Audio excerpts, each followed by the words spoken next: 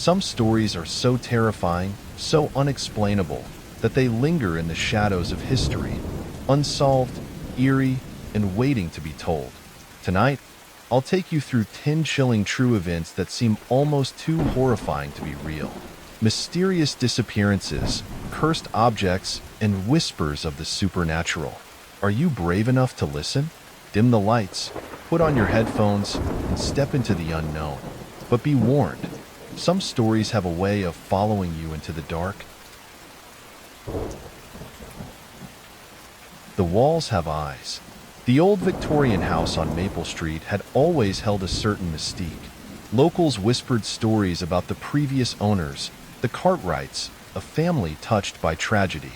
A fire, decades ago, had claimed the lives of Mr. and Mrs. Cartwright, leaving their young daughter, Emily, to be raised by relatives. Emily, they said, was never quite right after the fire. She grew up in the house, a recluse, before passing away herself a few years prior to the story. Now, the house stood empty, a silent sentinel against the passage of time. The new owners, the Millers, were a young family, eager to put down roots in the quiet town. Sarah and Tom Miller, along with their two children, 10-year-old Lily and 16-year-old Ethan, were excited to renovate the old house and bring it back to life. They were aware of the house's history, but dismissed the local gossip as just that gossip. Ethan, however, felt a strange pull towards the house. He was fascinated by its history, the stories of the Cartwrights, and the lingering air of sadness that seemed to permeate the very walls. He spent hours exploring the dusty attic and the musty basement, imagining the lives of those who had lived there before. It started subtly, a floorboard creaking when no one was moving, a faint whisper that seemed to echo from the empty rooms. Lily, the younger sibling, complained of feeling watched even when she was alone. Sarah brushed it off as the quirks of an old house, the settling of the foundation, the wind whistling through cracks in the windows. Tom, ever the pragmatist, attributed it to overactive imaginations and the general creepiness of the place. Ethan, however, noticed things that others didn't. He found small objects moved from their original places. A book on a shelf turned face down, a toy soldier repositioned on the stairs. He started hearing the whispers more clearly now, sometimes sounding like a child's whimper, other times like a hushed argument. One evening, Ethan was in his room, studying. He heard a scratching sound coming from inside the wall. He pressed his ear against the cold plaster, trying to pinpoint the source. The scratching stopped, replaced by a faint, raspy breathing. Ethan's heart pounded in his chest. He backed away from the wall, a shiver running down his spine. He tried to rationalize it. Mice, rats, the old pipes, but a deep, unsettling feeling told him it was something else. He started researching the history of the house, delving deeper into the Cartwright family. He discovered old newspaper articles about the fire, the tragic deaths of the parents, and Emily's reclusive life. He found a chilling detail. Emily, it was said, had a fascination with bridal gowns. She collected them, even though she never married. Ethan's unease grew. He began to suspect that the strange occurrences in the house were connected to Emily Cartwright. He felt a presence, a lingering spirit that was trapped within the walls. One night, Ethan was walking down the hallway when he saw a shadow flicker at the end of the corridor. He froze, his breath catching in his throat. The shadow moved again, slowly, deliberately, and then vanished. Ethan's blood ran cold. He knew, with a chilling certainty, that he was not alone in the house. He started leaving small offerings, a flower on the porch, a book on the windowsill, hoping to appease whatever presence was haunting the house. He didn't know what he was dealing with, but he hoped that kindness, respect for the past residents, would placate the spirits. But the strange occurrences didn't stop. They escalated. The whispers grew louder, more distinct. The objects moved more frequently, and the feeling of being watched intensified. One morning, Lily came downstairs, her face pale. She told her parents that she had seen a woman in her room last night. A woman in a white dress, a bridal gown. The Millers, finally realizing that something was truly wrong, decided to call in a paranormal investigator. A woman named Dr. Eleanor Vance, known for her work with haunted houses. Dr. Vance arrived at the Maple Street house, her presence bringing a sense of both hope and dread. Dr. Vance spent several days in the house, conducting her investigations. She used various tools, EMF readers, thermal cameras, audio recorders, trying to capture any evidence of paranormal activity. She also interviewed the Millers, listening to their experiences and trying to understand the nature of the haunting. Dr. Vance confirmed Ethan's suspicions. The house, she said, was indeed haunted by the spirit of Emily Cartwright. But it wasn't just a simple haunting. Emily's spirit, she explained, was troubled, restless, trapped between worlds, unable to find peace. She's trying to communicate, Dr. Vance told the Millers. She's trying to tell us something. What that something was, they were yet to discover. Dr. Vance's words hung heavy in the air. The Millers, already shaken by the strange occurrences, felt a deeper sense of dread. They looked at the house, their home, with new eyes. It was no longer just an old house. It was a prison, holding a tormented soul. Dr. Vance explained that Emily's attachment to the house, her collection of bridal gowns, and the tragic circumstances of her family's death had created a powerful residue of emotional energy. This energy, she believed, was manifesting as the paranormal activity they were experiencing. We need to understand what Emily is trying to tell us, Dr. Vance said. We need to connect with her, to offer her peace. She suggested holding a seance, a practice she used to communicate with spirits. The Millers were hesitant, but desperate for answers. They agreed. The seance was held in the living room, the air thick with anticipation and fear. Dr. Vance arranged the participants, the Millers and herself, around a round table. She dimmed the lights, creating an eerie atmosphere. In the center of the table, she placed one of Emily's bridal gowns, a delicate lace creation that seemed to shimmer in the dim light. Dr. Vance began the ritual, chanting in a low, soothing voice. She asked Emily to make her presence known, to share her story. The room grew colder, a palpable shift in the air. The candle flames flickered wildly, casting dancing shadows on the walls. Suddenly, a gust of wind swept through the room, even though the windows were closed. The bridal gown on the table seemed to rise, as if an invisible hand was lifting it. A collective gasp filled the room. A faint voice, barely audible, whispered from the corners of the room. It was Emily, her voice filled with sadness and longing. I want my wedding, the voice whispered. Dr. Vance, her eyes closed, nodded. Tell us, Emily, she said gently. Tell us about your wedding. The voice grew stronger, more coherent. Emily spoke of her love for a man named Thomas, a local boy who had died in an accident shortly before their planned wedding. She spoke of her grief, her despair, her feeling that a part of her had died with him. I never had my wedding, Emily said, her voice filled with sorrow. I was never a bride. Dr. Vance opened her eyes, her gaze fixed on the bridal gown. Emily, she said softly, we understand. We will give you your wedding.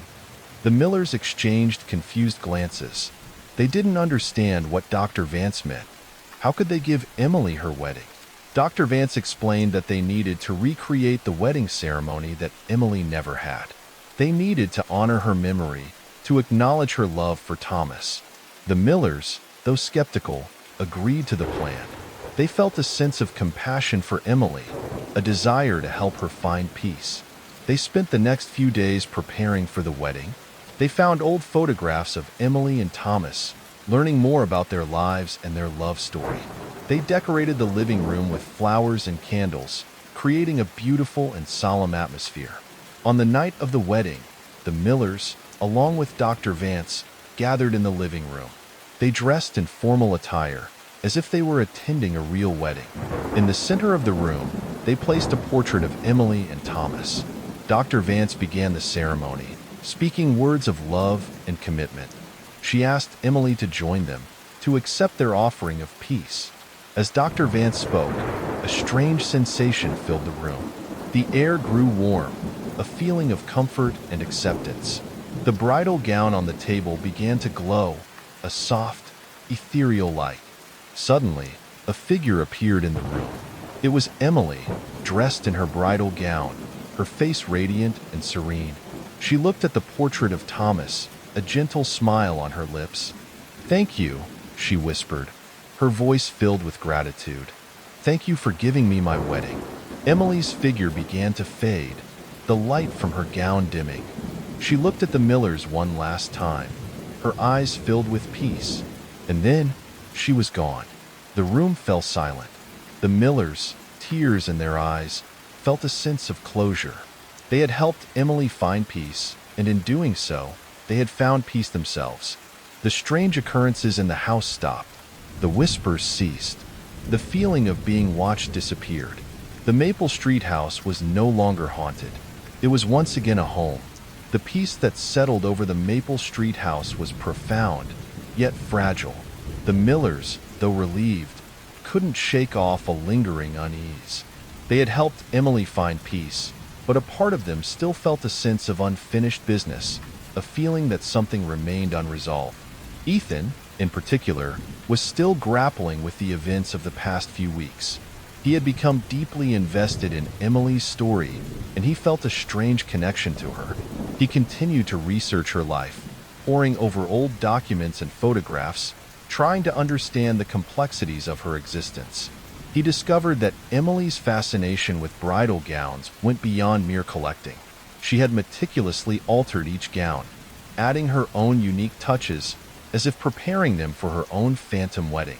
One gown, in particular, stood out, a dark, almost Gothic creation, adorned with black lace and crimson ribbons. This gown, Ethan learned, was intended for a wedding that never happened, a wedding to Thomas. Ethan's fascination with this particular gown grew into an obsession. He felt drawn to it, as if it held a secret, a missing piece of the puzzle. He spent hours in the attic, staring at the gown, trying to decipher its significance. One night, Ethan was in the attic, examining the black bridal gown. He noticed a small, almost imperceptible stain on the bodice. He touched it, and a strange sensation washed over him. He felt a coldness, a sense of dread, and a whisper in his ear, a voice that was not Emily's. "He's still here," the voice rasped. Ethan's heart pounded in his chest. He knew instinctively who the voice was referring to. The man Emily was supposed to marry, Thomas. But Thomas had died long ago. How could he still be there? Ethan's research revealed a disturbing detail about Thomas's death. It wasn't just an accident, as everyone had believed. Thomas had been involved in a secret, occult society, a group that practiced dark rituals and believed in summoning spirits. Rumors circulated that Thomas had been trying to contact Emily from beyond the grave when he died. A chilling realization dawned on Ethan.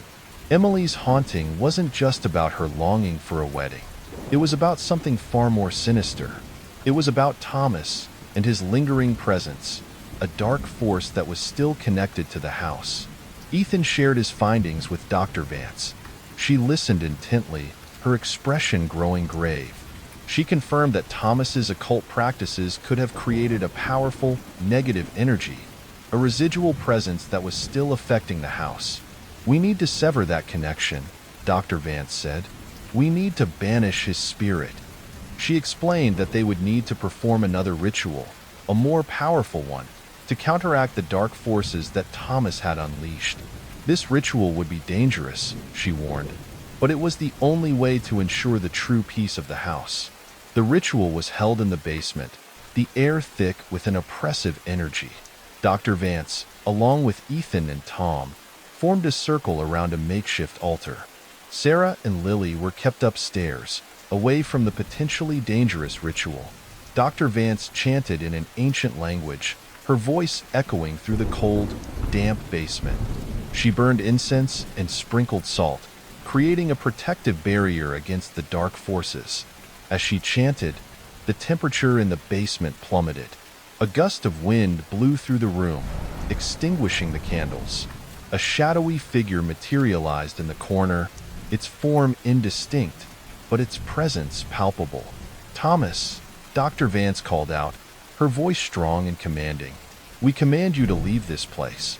Your presence is no longer welcome here." The shadowy figure stirred, emitting a low growl. It lunged towards Dr. Vance, its intent clear. Tom stepped forward, shielding Dr. Vance from the attack. Ethan, remembering something he had read in his research, grabbed the black bridal gown from the altar. He held it up, facing the shadowy figure. "This is not yours," Ethan shouted. "You have no claim to this house, to Emily. Leave and never return."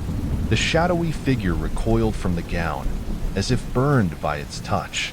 It let out a piercing scream, a sound filled with rage and despair.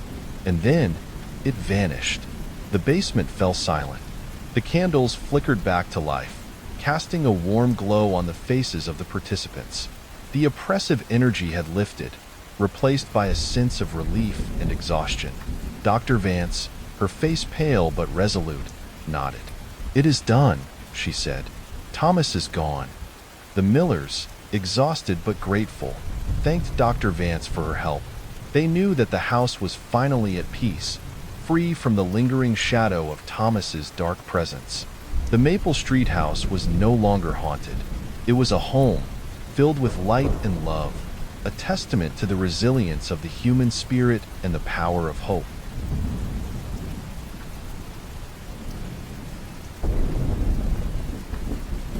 The Somerton Beach Enigma. The biting wind whipped across Somerton Beach, carrying the salty tang of the churning sea. It was a cold winter morning in December 1948, and the sun, a pale disk in the gray sky, offered little warmth. John Lyons, a local man taking his morning stroll, stumbled upon something that made his blood run cold. Half hidden in the sand, propped against the seawall, was a body. The man was dressed in a suit, though his shoes were missing. He lay there unnaturally still, his left arm outstretched, a cigarette clutched loosely in his hand. Lyons, a veteran of the Great War, had seen death before, but there was something about this scene that felt profoundly unsettling. The man's face was gaunt, his features oddly composed, almost serene. There was no sign of struggle, no indication of how he had come to be there. Lyons hurried to the nearest phone box and called the police. When they arrived, the scene was cordoned off, the curious onlookers held back. Detective Sergeant Lean, a seasoned investigator with a reputation for his sharp mind, took charge. He examined the body, noting the man's well-tailored suit, the absence of any identification. A search of the pockets yielded nothing but a bus ticket, a comb, and a scrap of paper with the words "Tamam should" printed on it. "Tamam should," Lean muttered, the phrase unfamiliar to him.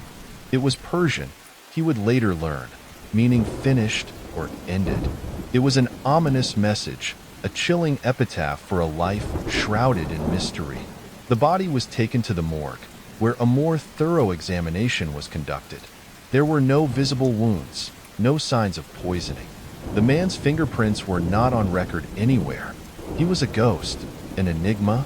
The only other clue was a suitcase found at the Adelaide railway station, believed to belong to the deceased. Inside, they found more clothes, but still no identification. A tie was found with the label removed. All other labels were intact. One peculiar item was a piece of paper with a phone number on it. The phone number led them to a woman named Jessica Thompson, who lived not far from Somerton Beach. She denied knowing the dead man, though her reaction was strangely evasive. When shown a plaster cast of the man's face, she appeared to be on the verge of fainting and asked if he was the man found on Somerton Beach. She refused to acknowledge that she knew him. The police investigation hit a dead end. The man's identity remained a mystery. The Tamam should note a cryptic puzzle. The lack of any clear cause of death deepened the intrigue. Was it suicide, murder, or something far more sinister? Days turned into weeks, and the Tamanshud case became a national sensation. The newspapers were filled with speculation, theories ranging from espionage to organized crime. But no one could explain the man's identity or the meaning of the Tamam should know. Then, a new piece of the puzzle emerged. A man came forward claiming he had found a book near the body. It was a copy of the Rubaiyat of Omar Khayyam, a collection of Persian poems. And inside, tucked between the pages, was another piece of paper with a series of coded letters. The coded message added another layer of complexity to the mystery. Was it a secret communication? A message from a clandestine organization? Or something else entirely? The police, baffled by the lack of progress, consulted with cryptographers, hoping to decipher the code.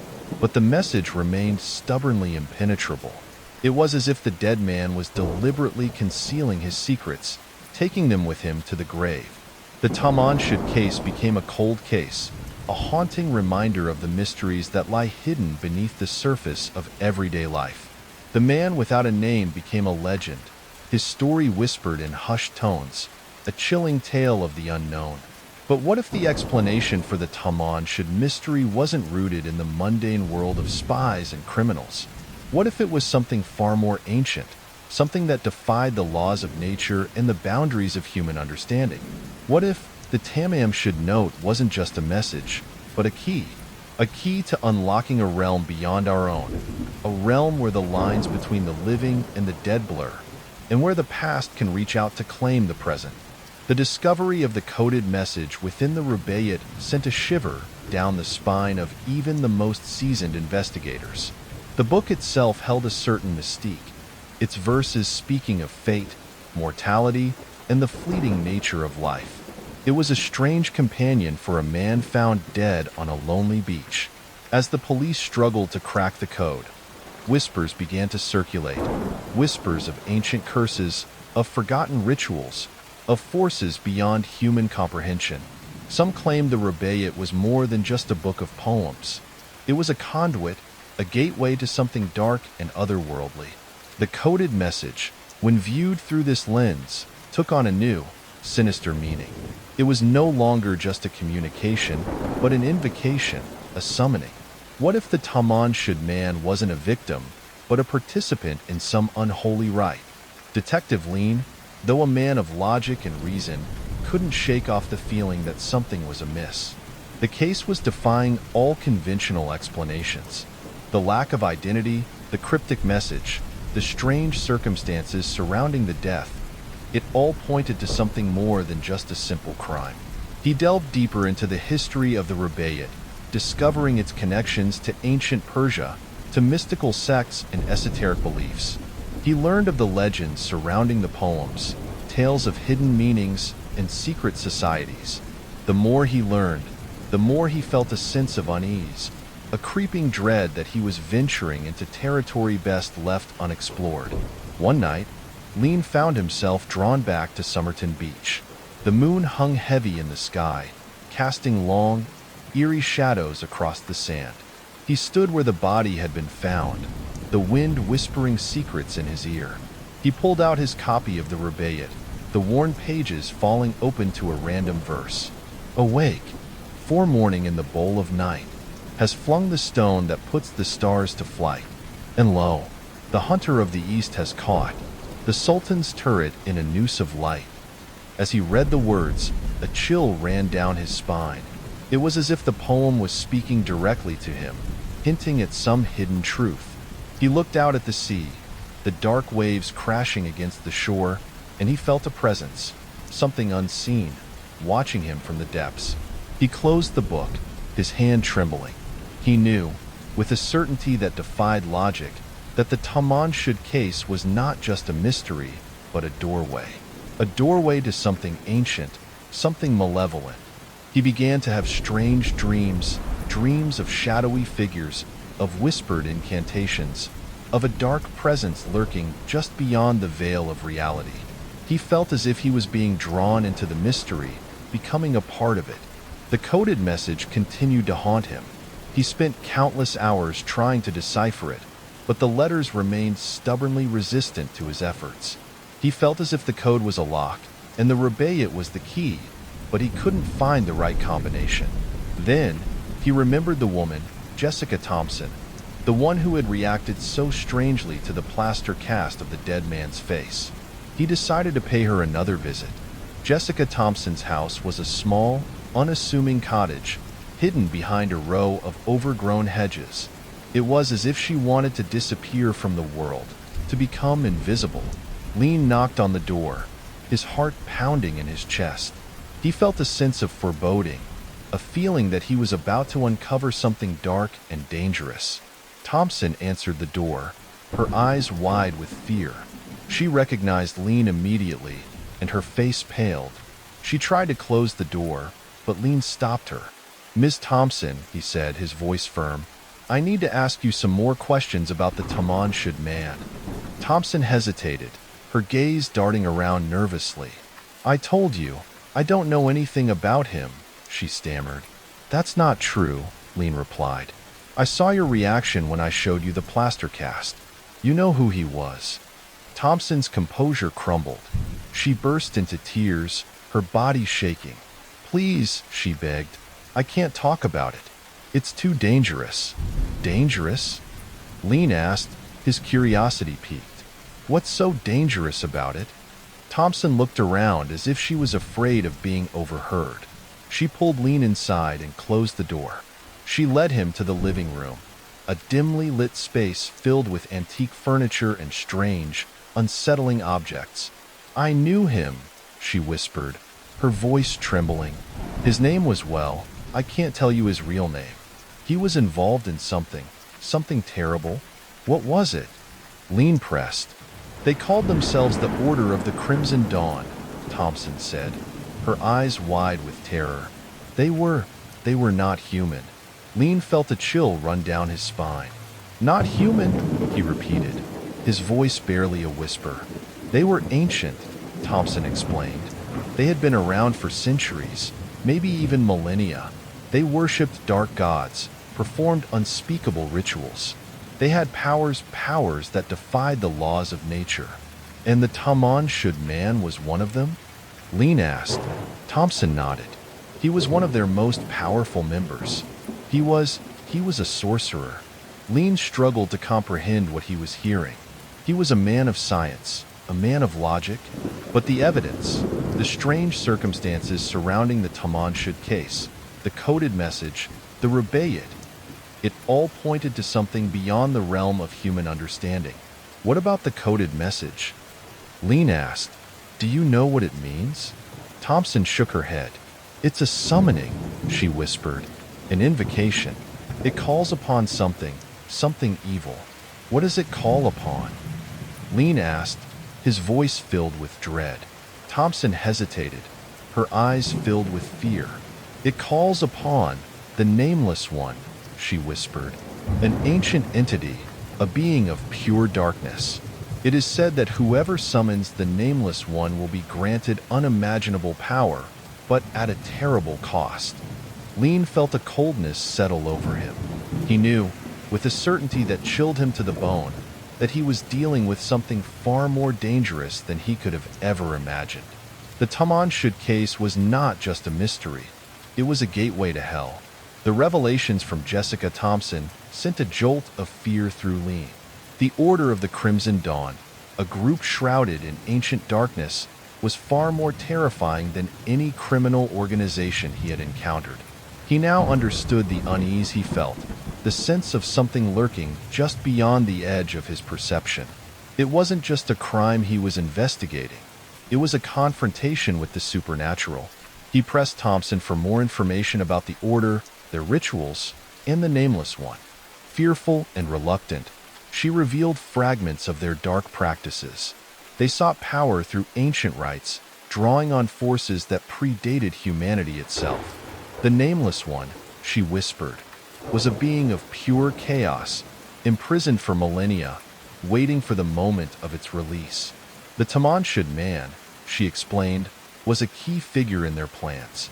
He was the one who had prepared the summoning ritual, the one who had carried the coded message, the invocation to bring forth the Nameless One.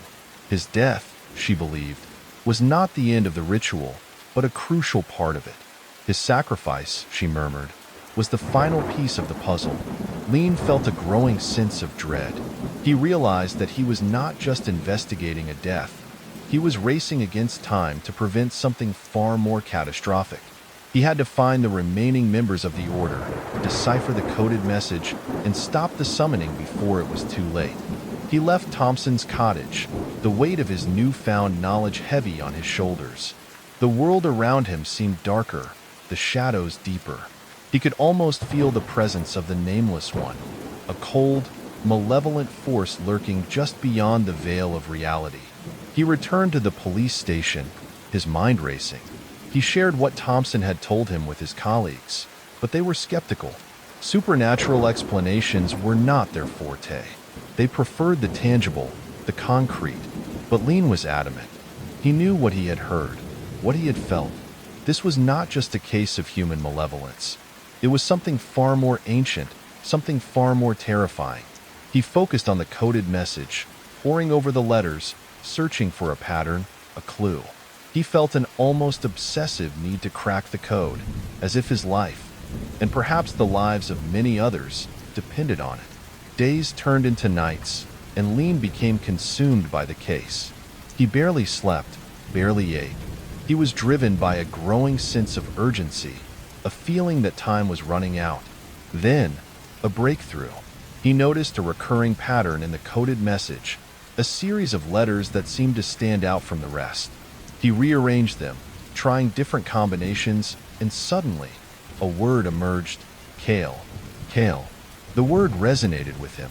He had come across it in his research on the Rubaiyat. It was an ancient Persian word, meaning shadow or darkness. It was also the name of a forgotten deity, a being associated with death and the underworld. He felt a chill run down his spine. Kale. It was the name of the Nameless One. He realized that the coded message was not just an invocation. It was a map, a set of instructions leading to the place where the summoning ritual would take place. And the key to the map was the word Kale. He knew where he had to go. Lean, driven by a chilling certainty, knew he had to act swiftly. The word Kale wasn't just a name. It was a beacon, a homing signal for the darkness that threatened to engulf the world. He had to find the location, disrupt the ritual, and sever the connection before the Nameless One could fully manifest. His research into ancient Persian lore revealed that Kale was often associated with desolate places, high peaks where the veil between worlds was thin. He pored over maps, searching for a location that matched the descriptions, a place of isolation and ancient power. He found it. A remote mountain peak in the Flinders Ranges, its jagged silhouette piercing the sky like a skeletal finger. Local Aboriginal legends spoke of it as a place of dark spirits, a gateway to the Shadowlands. He gathered a small team of police officers, those he could trust, those who wouldn't dismiss his warnings as mere superstition. He explained the situation, the ancient order, the impending ritual, the entity known as Kale. They were skeptical, but they trusted Lean's judgment. They prepared for the expedition, their standard-issue weapons feeling woefully inadequate against the supernatural foe they were about to face. The journey to the mountain peak was arduous. The terrain was treacherous, the air thick with an oppressive silence. As they ascended, the landscape grew more desolate, the vegetation sparse and gnarled. An unnatural stillness hung in the air, broken only by the wind whistling through the crags. As they neared the summit, they found a hidden cave, its entrance concealed by a waterfall. Inside, the air was heavy with the stench of decay and something else, something ancient and foul. A faint, rhythmic chanting echoed from the depths of the cave, growing louder as they ventured further in. They reached a large cavern, where a horrifying scene unfolded before them. The members of the Order of the Crimson Dawn, cloaked in dark robes, were gathered around a stone altar. The Taman Shudman's body lay upon it, his face pale and lifeless. In the center of the altar, a swirling vortex of darkness pulsed with malevolent energy. The chanting intensified, the words in a language that Lean didn't understand, yet somehow felt resonating deep within his soul. He recognized the symbols etched into the altar, ancient runes that spoke of power and sacrifice. He knew he had to stop them, but he was outnumbered, outmatched. He signaled to his team, and they stormed into the cavern, weapons drawn. The cultists turned, their eyes glowing with an unholy light. They lunged at the police officers, their movements unnaturally swift and strong. The battle was fierce, a clash between the mundane and the supernatural. Lean fought his way through the chaos, his focus on the altar, on the swirling vortex of darkness. He knew that was the source of the power, the gateway through which Kale would emerge. He had to destroy it. He reached the altar, ignoring the cultists who clawed at him, their strength far beyond that of normal humans. He grabbed a large rock and smashed it down on the altar, shattering the stone and disrupting the ritual. The vortex of darkness flickered, its pulsing light weakening. The chanting faltered, the cultists recoiling in pain. The cavern was plunged into an eerie silence, the oppressive atmosphere slowly dissipating. The threat was not over, Lean knew. The Nameless One had been held back, but the Order of the Crimson Dawn was not destroyed. They would be back, seeking another opportunity to unleash their dark god upon the world. But for now, the gateway was closed.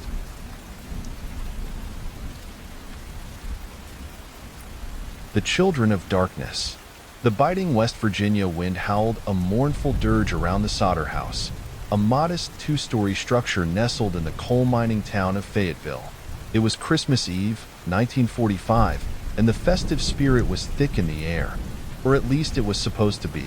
Inside, George and Jenny Solder, Italian immigrants who had built a successful trucking business, were preparing for the holiday with their 9 children. That evening, 5 of their children, Maurice, 14, Martha, 12, Louis, 9, Jenny, 8, and Betty, 5, were particularly excited. They'd been allowed to stay up later than usual, anticipating the arrival of Santa Claus. A strange unease, however, hung over the household. Earlier that day, a man, a stranger to the town, had come asking about George, claiming he was looking for work. George, wary of the man's unsettling demeanor, had turned him away. The incident left a prickle of unease on George's skin. Later, the phone rang several times with calls from someone who identified themselves as trying to sell life insurance. George found this odd, because he had received similar calls in the weeks leading up to Christmas Eve. He had refused to purchase any of the policies. He had also seen the same car parked at the side of the road on multiple days, and thought he was being followed. As the night deepened, Jenny noticed a flickering light outside. Looking out the window, she saw flames leaping from the roof of the house, near the electrical wiring. The Christmas lights, strung around the eaves, seemed to be the source. George, a pragmatic man, had always been meticulous about fire safety. He had even warned his children about the dangers of faulty wiring just days before. The suddenness and intensity of the blaze were alarming. Chaos erupted. The younger children were quickly ushered outside, but the 5 older ones were trapped upstairs. George, along with his eldest sons, tried desperately to reach them. The intense heat and flames, however, drove them back. The wooden staircase was engulfed, and the smoke was suffocating. Neighbors, roused by the commotion, arrived with buckets of water, but it was too late. The house was a raging inferno. The fire burned fiercely for hours, illuminating the night sky with an eerie glow. By the time the flames were finally extinguished, the house was reduced to a smoldering ruin. The 5 Solder children were gone.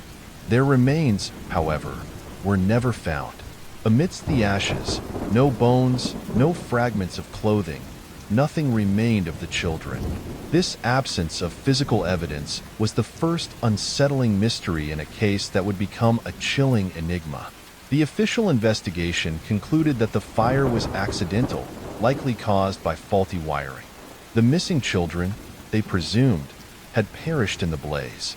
The Solders, however, refused to accept this explanation. There was something about the fire, the strange occurrences leading up to it, and the complete lack of remains that didn't sit right with them. They suspected something far more sinister had taken place that Christmas Eve. The aftermath of the fire was a scene of utter devastation. The Solders' home, once a symbol of their hard-earned success and a hub of family life, was now a charred skeleton against the winter landscape. The silence, broken only by the occasional crackle of embers, was deafening. The absence of the 5 children was a gaping wound in the heart of the family, a constant, agonizing ache. George and Jenny, though heartbroken, were not the type to succumb to despair. They were driven by a fierce determination to uncover the truth, to understand what had happened to their children. They couldn't shake the feeling that something was deeply wrong. The lack of any remains was the biggest puzzle. Surely, even in such an intense fire, something would have been left behind. A bone fragment, a tooth, a scrap of clothing. The complete absence of any physical evidence was unsettling, almost unnatural. Adding to their suspicions were the strange events leading up to the fire. The persistent phone calls from the life insurance salesman, the unsettling presence of the stranger asking about George, the feeling of being watched. These incidents seemed to form a disturbing pattern. George began to suspect that the fire was not an accident, but a deliberate act, a carefully orchestrated plan. He hired a private investigator, a man named C.C. Tinsley, to look into the case. Tinsley, a seasoned investigator, was intrigued by the details of the fire and the missing children. He meticulously examined the scene, interviewed witnesses, and delved into the background of the Sauter family. He uncovered several inconsistencies in the official investigation. The fire, he concluded, was indeed suspicious. The lack of remains, the strange phone calls, and the stranger's visit all pointed to something more sinister. One of the most chilling pieces of evidence was a phone call received by the West Virginia State Police a few weeks after the fire. A woman, her voice trembling, claimed she had seen 5 children matching the Sauter children's descriptions in a car driving late at night. The car, she said, was heading south, away from Fayetteville. The woman, fearful for her safety, refused to give her name. The police, however, dismissed the call as a hoax, a product of overactive imaginations in the wake of the tragedy. The Sauters, though, clung to this lead. It offered a glimmer of hope, a possibility that their children were still alive. They plastered the town with flyers, offering a reward for any information about their missing children. They even erected a billboard along a major highway, displaying photographs of the 5 children and pleading for help. As the years passed, the Sauter case faded from the public eye, becoming a cold case, another unsolved mystery. The Sauters, however, never gave up hope. They continued to search for their children, following every lead, no matter how small. They received numerous tips, some promising, others misleading. One particularly intriguing lead came from a woman who claimed to have seen the Sauter children at a roadside rest stop in Florida a few years after the fire. She said they were traveling with a group of people, and they seemed to be under someone's control. The woman's description of the children matched the Sauter children's appearances. The Sauters, heartened by this lead, traveled to Florida, hoping to find their children. Their search, however, proved fruitless. The trail went cold, leaving them with more questions than answers. The mystery of the vanishing children of the Sauter house deepened, shrouded in a veil of uncertainty and whispered suspicions. Was it a tragic accident, as the official investigation concluded? Or was it something far more sinister, a dark secret hidden beneath the ashes of that Christmas Eve? The Sauters' relentless pursuit of the truth led them down a rabbit hole of unsettling discoveries and unanswered questions. They began to suspect that a powerful, unseen hand was at work, deliberately obscuring the facts and preventing them from finding their children. The lack of cooperation from the authorities, the dismissal of credible leads, and the strange silence surrounding the case fueled their suspicions. George, in particular, became convinced that the fire was not just a random act of arson, but a carefully planned operation, possibly connected to his outspoken criticism of the local coal industry. He had been vocal about the unsafe working conditions and the exploitative practices of some mine owners, making him a target for those who wanted to silence him. He wondered if someone had targeted his family as a way to punish him, to send a chilling message. Adding to the mystery was the strange behavior of some locals. Several residents of Fayetteville seemed unusually nervous when questioned about the fire, offering vague and contradictory accounts. Some even whispered about a local legend, a tale of a malevolent spirit that preyed on children, stealing them away in the night. While George dismissed these stories as folklore, they nonetheless added to the growing sense of unease surrounding the case. The Sodders also received a series of anonymous phone calls, filled with cryptic messages and veiled threats. The callers, their voices distorted and menacing, warned them to stop their investigation, to let the past be. These calls, though terrifying, only strengthened the Sodders' resolve. They knew they were getting close to the truth, and someone was desperately trying to stop them. One of the most disturbing pieces of evidence was a photograph that arrived in the mail several years after the fire.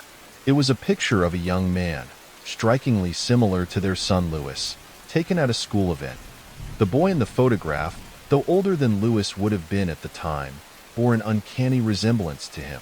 The Sodders, their hearts pounding with renewed hope, hired another private investigator to track down the boy in the picture.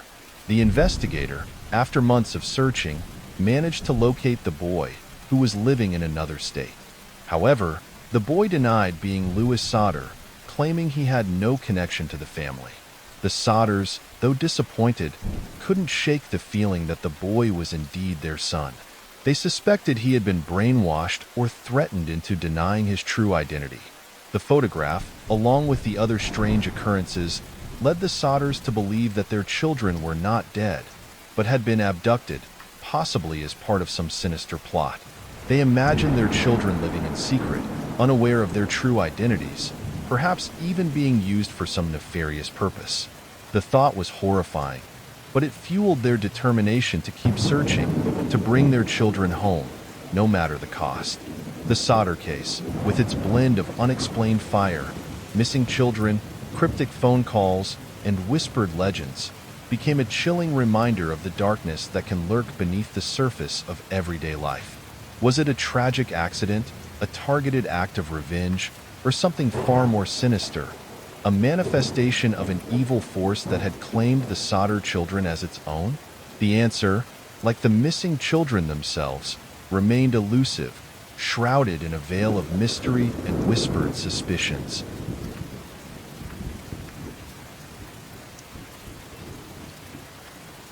The Bell Witch Haunting, Adams, Tennessee, 1817. The crisp autumn air carried the scent of wood smoke and the promise of harvest, but a disquiet settled over the Bell farm, a chill deeper than the season. John Bell, a sturdy, God-fearing man, had built a prosperous life on this land. His farmhouse, though simple, was a testament to his hard work, a place of family and faith. Yet, in recent months, an unseen presence had invaded their home, turning it into a stage for an unsettling drama. It began subtly, whispers in the walls, like the rustling of dry leaves or the murmur of a distant conversation. At first, the Bells dismissed it as the wind, the settling of the old house. But the whispers grew bolder, clearer, sometimes even seeming to form words, though none could ever quite decipher them. Then came the physical manifestations. Objects would move on their own. A chair scraping across the floor, a book tumbling from a shelf, a pitcher of water inexplicably tipping over. These incidents, though minor, chipped away at the family's sense of security. John's wife, Lucy, a woman of quiet strength, tried to maintain order and calm. She encouraged the children, Betsy, Richard, and John Jr., to focus on their studies and chores, to ignore the strange occurrences. But even she couldn't deny the growing unease that permeated the house. The whispers seemed to follow her, their hushed tones sometimes sounding like her own name. Betsy, the eldest child, a young woman on the cusp of adulthood, was the most sensitive to the presence. She felt it in the goosebumps that prickled her skin, in the way the hair on the back of her neck would stand on end. The whispers seemed to target her, sometimes sounding like mocking laughter, other times like sinister threats. One evening, while she was studying by candlelight, a book flew across the room, narrowly missing her head. That night, she dreamt of a dark figure lurking in the shadows, its eyes burning with malevolent intent. The scratching started soon after. Deep, gouging marks appeared on the walls and furniture, as if some unseen creature had raked its claws across the wood. One morning, John discovered a series of scratches on his arm, as if he had been attacked in his sleep. He had no memory of anything, but the marks were undeniable, a tangible sign of the unseen force that tormented them. The family's peaceful life was crumbling. Fear hung heavy in the air, replacing the warmth and laughter that had once filled their home. Sleep offered no respite, for the whispers and scratching continued through the night, turning their dreams into nightmares. They spoke of leaving, of abandoning the farm, but John, a man of principle and stubborn resolve, refused to be driven from his land by some unknown entity. He was determined to uncover the source of the disturbances, to protect his family from this unseen terror. He consulted with neighbors, with the local parson, even with a traveling merchant who claimed to have knowledge of the occult. Some offered prayers, others offered charms and talismans, but nothing seemed to work. The whispers persisted, the objects continued to move, and the scratches multiplied. One particularly disturbing incident involved their young slave, Rachel. While she was cleaning the kitchen, a heavy iron pot flew off the stove, narrowly missing her. The pot crashed against the wall, leaving a deep dent. Rachel, terrified, ran from the house, refusing to return. This incident further intensified the family's fear and isolation. They were now not only battling an unseen force, but also facing the practical challenges of running the farm without Rachel's help. The whispers began to coalesce into something resembling speech. Though the words were still indistinct, the tone was clear, malicious, mocking, and filled with an unholy rage. It was no longer just a presence. It was something malevolent, and it was focusing its attention on John Bell. The entity, no longer content with whispers and pranks, began to manifest a distinct voice. It was harsh, guttural, and laced with a chilling mockery that burrowed into the soul. It spoke to the Bells, taunting them, revealing intimate details of their lives, secrets they thought were buried deep. It called John names, challenged his faith, and made vile threats against his family. The voice, often raspy and distorted, sometimes mimicked the voices of their neighbors, creating confusion and distrust within the small community. The focus of the entity's wrath became increasingly centered on John. It seemed to relish tormenting him, both physically and mentally. The scratching intensified, leaving deeper and more frequent marks on his body. He would wake in the night, his arms and legs covered in welts and bruises, as if he had been beaten. The entity would whisper his name in his ear, its breath cold against his skin. One evening, as the family sat down to dinner, the voice boomed from the corner of the room, "John Bell, your time is near." A cold gust of wind swept through the house, extinguishing the candles and plunging them into darkness. A collective gasp filled the room, the children clinging to their parents, their eyes wide with terror. John, his face pale in the flickering firelight, felt a dread he had never experienced before. He knew, with a certainty that chilled him to the bone, that this was not just some mischievous spirit.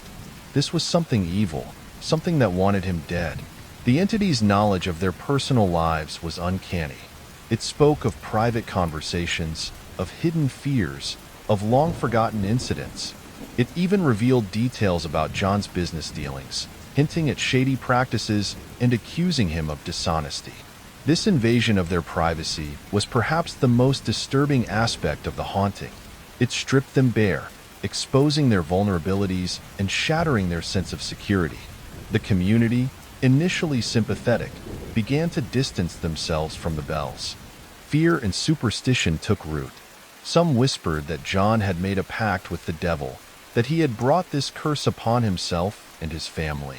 Others claimed that the entity was a witch, a malevolent spirit seeking revenge. The Bells were ostracized, their once respected name now synonymous with fear and misfortune. John, a proud and stubborn man, refused to succumb to despair. He doubled down on his efforts to uncover the source of the haunting. He spent hours poring over his Bible, searching for answers, for some way to combat this unseen enemy.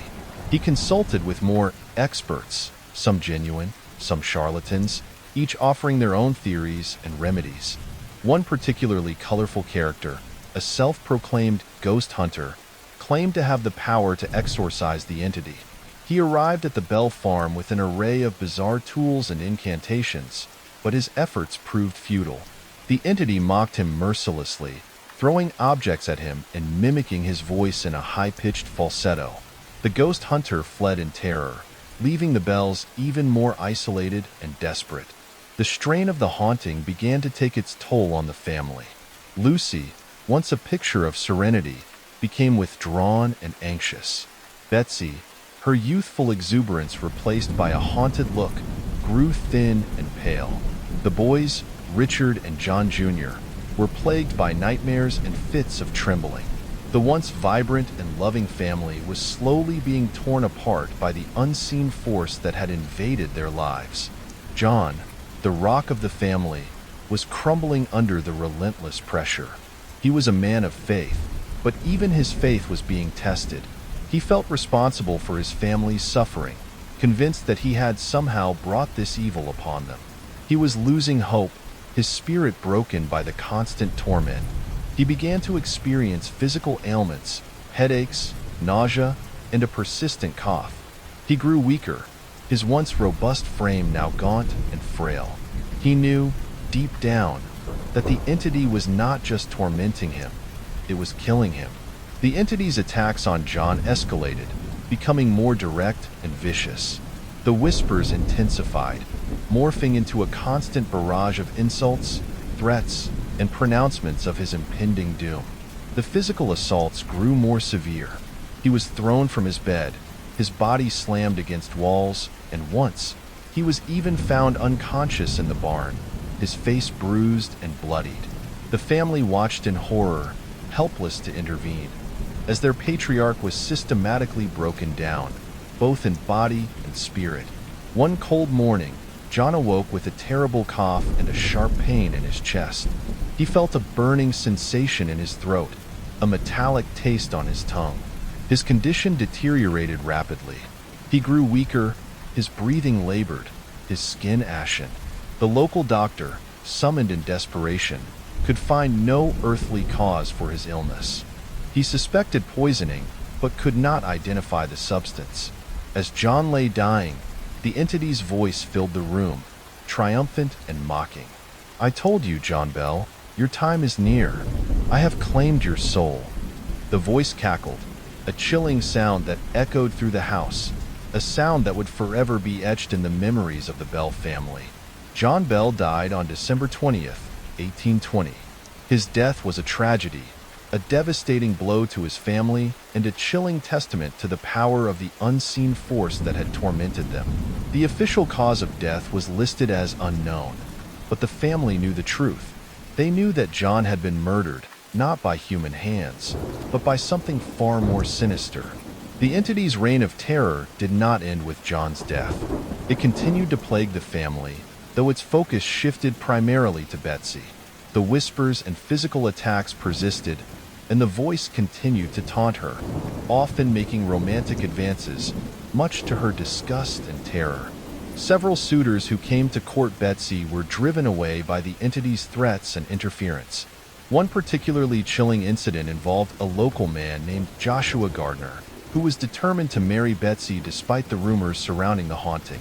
As Joshua rode to the Bell farm to propose, the entity's voice filled the air, warning him to turn back. Joshua, a man of strong will, refused to be intimidated, but as he neared the farm, his horse suddenly bolted, throwing him from the saddle. He broke his leg in the fall, and, shaken and terrified, he abandoned his courtship of Betsy. Betsy eventually married a man named Richard Powell, but the entity continued to harass them. It even followed them when they moved to a new home, though the activity gradually subsided over time. The legend of the Bell, which has endured for centuries, a chilling tale of supernatural terror that continues to fascinate and frighten people to this day. Many have tried to explain the phenomenon, offering theories ranging from poltergeists to psychological phenomena. But the true nature of the entity remains a mystery, a dark and unsettling enigma that defies rational explanation. The story of the bell, which is a reminder that there are forces in the world that we do not understand, forces that can reach out from the shadows and touch our lives in terrifying ways.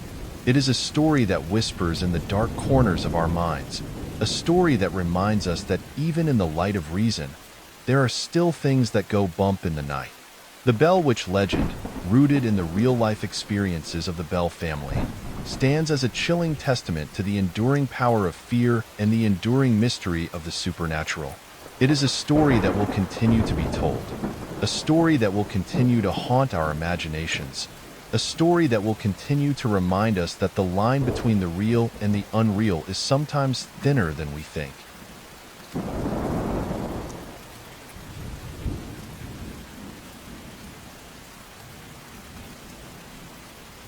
Zeb's unseen terror. The late New Mexico sun cast long shadows across the parking lot of the Kmart in Albuquerque. Zeb Quinn, an 18-year-old working the night shift, was locking up, ready to head home. He was a good kid, quiet, reliable. His life was fairly normal, a mix of work, friends, and the usual teenage preoccupations. Nothing extraordinary, nothing to suggest the nightmare that was about to unfold.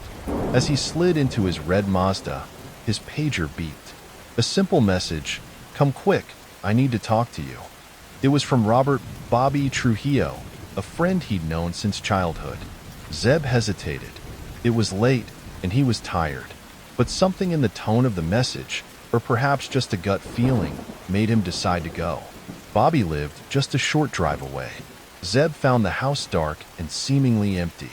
He tried the doorbell, then called out Bobby's name. No answer. He frowned, a prickle of unease starting to creep up his spine. He glanced at his watch. It was getting late. He decided to leave a note on the door and try again in the morning. As he turned to leave, a car pulled up behind him. It was an older model, dark in color, and Zeb couldn't make out who was inside. He paused, a flicker of apprehension tightening his chest. He didn't recognize the car. He waited for a moment, but the car just sat there, its headlights illuminating him in the darkness. He felt a strange sense of being watched, a feeling that sent a shiver down his spine. He decided to get in his car and leave. As he drove away, he glanced in his rearview mirror. The dark car was following him. Zeb's heart started to pound. He took a few turns, trying to shake off the tail, but the car stayed right behind him, like a shadow. He felt a rising panic, a sense of dread he couldn't explain. He considered driving to the police station, but something made him hesitate. He didn't want to overreact. He told himself it was probably just someone lost or confused. But deep down, he knew something was wrong. He drove home, the dark car still following him, its headlights like malevolent eyes in the night. He reached his apartment and parked the car. He looked around, but the dark car was gone. He breathed a sigh of relief. He went inside, trying to shake off the feeling of being watched. He told himself it was just his imagination, but he couldn't shake the feeling that something terrible was about to happen. That night, Zeb had trouble sleeping. He kept thinking about the dark car, the feeling of being followed. He tossed and turned, his mind racing. He had a strange dream. He was driving down a dark road, and the dark car was chasing him. He could see the headlights in his rearview mirror, getting closer and closer. He tried to speed up, but his car wouldn't go any faster. The dark car was gaining on him. He could feel the cold breath of the driver on his neck. He woke up with a start, his heart pounding. He sat up in bed, sweating. He looked around the room, but he was alone. He got out of bed and went to the window. He looked out at the street, but there was nothing there. He went back to bed, but he couldn't sleep. He lay there, staring at the ceiling, waiting for the morning to come. The next morning, Zeb went to work as usual. He tried to act normal, but he couldn't shake the feeling of dread. He told himself that he was just being paranoid, but he couldn't shake the feeling that something terrible was about to happen. Later that day, Zeb's car was found abandoned in the parking lot of a Denny's restaurant a few miles from his apartment. There was something very strange about the scene. Someone had used lipstick to paint lips on the rear window, and inside the car, locked in a dog carrier, was a small puppy. Zeb was nowhere to be found. The discovery of Zeb's abandoned car sent a chill through the Albuquerque Police Department. It wasn't just the abandoned vehicle. It was the bizarre details that screamed something was terribly wrong. The painted lips on the rear window, a grotesque mockery of a kiss, seemed to mock the investigators. It was a childish act, yet laced with a sinister undertone that made seasoned detectives uneasy. Inside the car, the puppy whined, a small, furry creature caught in the middle of a nightmare. It was a mixed breed, no collar, its big, innocent eyes reflecting the fear and confusion of its predicament. The puppy became a silent witness, a living question mark in the unfolding mystery. How did it get there? Was it Zeb's? Or was it placed there by someone else, someone with a twisted sense of humor? Or perhaps something far more sinister? The lipstick used to draw the lips was a cheap, bright red brand, easily available at any drugstore. Forensics dusted the window for fingerprints, but the smudged and overlapping prints offered little help. It was as if the person who drew the lips didn't care about leaving evidence, or perhaps they were confident they wouldn't be caught. The puppy, after a quick checkup at the vet, was found to be healthy but clearly distressed. It wasn't microchipped, making it impossible to trace its owner. The police tried to connect the puppy to Zeb, but he had no history of owning a dog. The puppy, in its innocence, became a symbol of the mystery, a small, helpless creature caught in the web of an unknown horror. As the police began their investigation, they interviewed Bobby Trujillo, Zeb's friend who had sent the pager message. Bobby seemed genuinely concerned, but his story had inconsistencies. He admitted to sending the message, claiming he needed to talk to Zeb about a personal matter, but he couldn't explain why he wasn't home when Zeb arrived. He said he had gone for a drive, needing some time alone. The police pressed him further about the dark car seen following Zeb.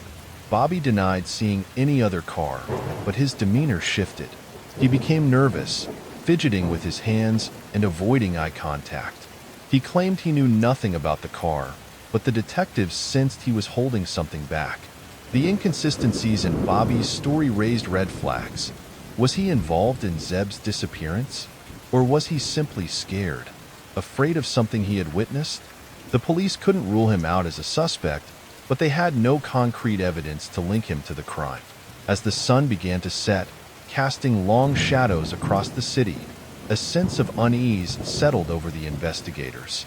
The strange details of the case, the painted lips, the abandoned puppy, and the inconsistent stories created a puzzle with missing pieces. They knew they were dealing with something more than a simple missing person case. There was something dark, something unsettling about the circumstances surrounding Zeb's disappearance. It was as if a malevolent force was at play, manipulating the events, leaving behind a trail of cryptic clues and unanswered questions. The police continued their investigation, following every lead, no matter how small or insignificant it seemed. They interviewed Zeb's family, friends, and co-workers, trying to piece together the events leading up to his disappearance. They searched his apartment, looking for any clues that might shed light on his whereabouts. But the more they dug, the deeper the mystery became. The city held its breath, waiting for news, hoping for Zeb's safe return. But as the days turned into nights, a chilling realization began to dawn. Zeb Quinn was gone, vanished without a trace, leaving behind a trail of unanswered questions and a lingering sense of dread. The painted lips on the car window seemed to leer at them, a silent testament to the darkness that had enveloped the city. The disappearance of Zeb Quinn had cast a long, dark shadow over Albuquerque. The city, once a place of familiar routines and everyday anxieties, now felt different, permeated by a creeping unease. The strange details of the case, the lipstick lips, the abandoned puppy, the shadowy car, fueled whispers and speculation, turning ordinary citizens into amateur detectives and fueling a growing sense of dread. Fear, like a virus, spread through the community. People looked at each other with suspicion, wondering if the person next to them could be involved, or perhaps even be the one responsible. The local news ran constant updates on the investigation, each report adding another layer of mystery, another reason to fear. The painted lips became a symbol of terror, a reminder that something sinister was lurking in their midst. Parents held their children closer, afraid to let them out of their sight.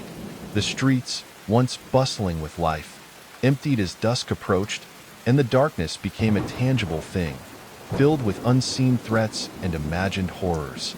The whispers grew louder, fueled by fear and speculation. Some spoke of curses, of dark magic, of ancient evils awakened. They pointed to the strange details of the case, the lipstick, the puppy, the shadowy car, as evidence of something supernatural at work. Old wives' tales, once dismissed as folklore, resurfaced, taking on new meaning in the context of Zeb's disappearance. Stories of local legends, of haunted places and malevolent spirits, were shared in hushed tones, adding to the growing sense of unease. A few individuals, drawn to the mystery, began to investigate on their own.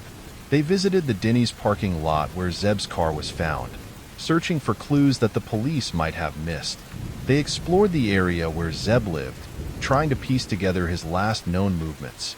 They delved into local folklore, searching for any connection to the strange details of the case.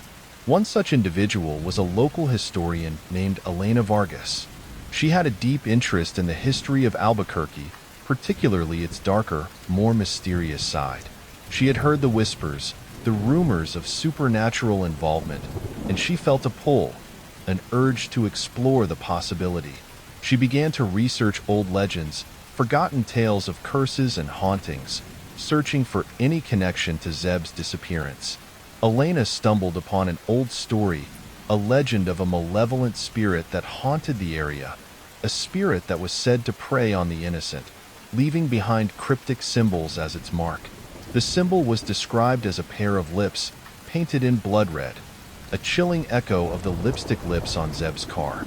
Elena felt a shiver run down her spine. Could it be possible? Could the legends be true? As Elena delved deeper into the story, she discovered that the spirit was said to be drawn to fear, to the collective anxiety of a community. It fed on the dread, growing stronger with each whispered rumor, each imagined horror.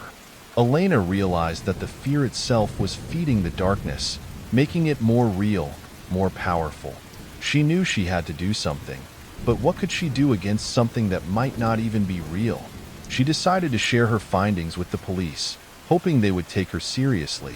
But she also knew that the police dealt with facts, with tangible evidence, not with legends and folklore. She was afraid they would dismiss her as a crackpot, a hysterical woman caught up in the collective fear. Despite her fear, she knew she had to try. She gathered her research, the old legends, the descriptions of the spirit, the chilling parallels to Zeb's case. She prepared to face the skepticism of the police, driven by a desperate hope that she could somehow help, that she could somehow shed light on the darkness that had enveloped her city. Elena clutched the folder containing her research, her heart pounding in her chest like a trapped bird. The Albuquerque Police Department building loomed before her, a stark, imposing structure that seemed to exude an air of cold authority. She hesitated at the entrance, a wave of doubt washing over her. Was she making a mistake? Would they even listen to her? She was just a historian, not a detective, not someone trained to deal with the dark realities of crime. But the image of the painted lips, the fear in the eyes of the community, propelled her forward. She had to try. She walked into the precinct, the bustling activity a stark contrast to the quiet dread that had settled over the city. The air was thick with tension, the phones ringing incessantly, officers moving with a sense of urgency. Elena approached the front desk, her voice trembling slightly as she asked to speak to someone about the Zeb Quinn case. The officer at the desk, a weary-looking man with tired eyes, glanced at her with a mixture of curiosity and suspicion. He asked her name and the nature of her information. Elena hesitated, unsure how to explain her theory without sounding completely insane. She simply stated that she had some information that might be relevant to the case. After a short wait, she was escorted to a small, sparsely furnished office. Detective Miller, a tall, lean man with a no-nonsense demeanor, greeted her. He listened patiently as Elena explained her research, her voice gaining confidence as she spoke of the old legends, the malevolent spirit, the chilling parallels to Zeb's disappearance. She laid out her evidence, the descriptions of the spirit, the connection to the painted lips, the history of fear and dread in the area. Detective Miller listened intently, his expression unreadable. When Elena finished, he leaned back in his chair, his gaze fixed on her. He didn't dismiss her outright, but his silence spoke volumes. Elena braced herself for the inevitable dismissal, the polite but firm rejection of her supernatural theories. "Ms. Vargas," he began, his voice calm and measured, "I appreciate you coming forward. We've received a lot of tips in this case, some more credible than others. Your theory, it's certainly interesting." He paused, searching for the right words. "We're exploring all avenues, Ms. Vargas, but we have to focus on the facts, on the evidence we can prove." Elena felt a pang of disappointment. She had hoped, perhaps naively, that he would see the connection, that he would recognize the truth in her research. But she understood. She was asking him to believe in something that defied logic, something that existed outside the realm of conventional investigation. "I understand, detective," she said, her voice resigned, "but I urge you to consider the possibility. There's something unnatural about this case. The details, the way they all connect, it's more than just coincidence." Detective Miller nodded slowly. "We'll keep your information on file, Ms. Vargas. Thank you for your time." Elena left the precinct, feeling a mix of frustration and despair. She had tried, but she had failed to convince them. She knew she couldn't give up. She had to find a way to make them see the truth, to make them understand the danger that lurked in the shadows. As she walked out into the night, the city lights seemed to flicker and dim, casting long, distorted shadows that danced and writhed like living things. She felt a chill run down her spine, a sense of being watched. She glanced around nervously, but there was no one there. Just the darkness, the whispers, and the fear. Elena walked the streets of Albuquerque, the city lights reflecting in her eyes, a mirror to the turmoil within her. The police had dismissed her, politely but firmly rejecting her theories about the supernatural element in Zeb's disappearance. But she couldn't shake the feeling that she was right, that something unseen, something malevolent, was at play. The whispers in the community, the growing fear, the chilling parallels between the old legends and the current events, it all pointed to a darkness that the police, with their focus on the tangible, seemed unable to grasp. She decided she couldn't give up. She had to continue her own investigation, even if she had to walk this path alone. She knew she needed more information, more evidence to support her claims. She needed to understand the nature of the spirit, its motives, its weaknesses. She went back to the library, immersing herself in old books, forgotten folklore, anything that might shed light on the legend of the malevolent spirit. She read about rituals, incantations, methods of banishment. She learned about the spirit's connection to fear, how it fed on the collective dread of a community. As she delved deeper into the lore, she discovered that the spirit was said to be bound to a specific location, a place where a great tragedy had occurred centuries ago. The location was described as a place of darkness, a place where the veil between worlds was thin. Elena realized that finding this place could be the key to understanding the spirit, perhaps even confronting it. She spent days researching old maps, historical records, trying to pinpoint the location described in the legends. She visited old cemeteries, abandoned buildings, any place that might hold a clue. She felt a growing sense of urgency, a feeling that time was running out. The spirit was growing stronger, feeding on the fear that gripped the city. She had to act quickly. One evening, While studying an old map of Albuquerque, she noticed a symbol, a mark that looked eerily familiar. It was a circle with a pair of lips inside, a chilling echo of the lipstick lips on Zeb's car. The symbol was located in a remote area, a patch of land that was once the site of an old Spanish mission. The mission had been abandoned centuries ago, its ruins now overgrown with weeds and forgotten by time. Elena felt a jolt of excitement. Could this be the place? Could this be the source of the darkness that had enveloped the city? She decided to visit the site, to explore the ruins of the old mission. The next day, she drove out to the remote area, following the winding roads until she reached the overgrown ruins. The air was heavy with a sense of foreboding, an oppressive silence that seemed to stifle all life. The ruins of the mission stood like skeletal remains, crumbling walls reaching towards the sky, a testament to a forgotten past. As Elena explored the ruins, she felt a growing sense of unease. The silence was broken only by the rustling of the wind through the weeds, a sound that seemed to whisper secrets, to warn her to turn back. She found the symbol, the circle with the lips, carved into a stone wall, half hidden by overgrown vines. As she touched the symbol, she felt a surge of cold energy, a chilling presence that made the hair on her arms stand on end. She knew she had found the place. She had found the source of the darkness.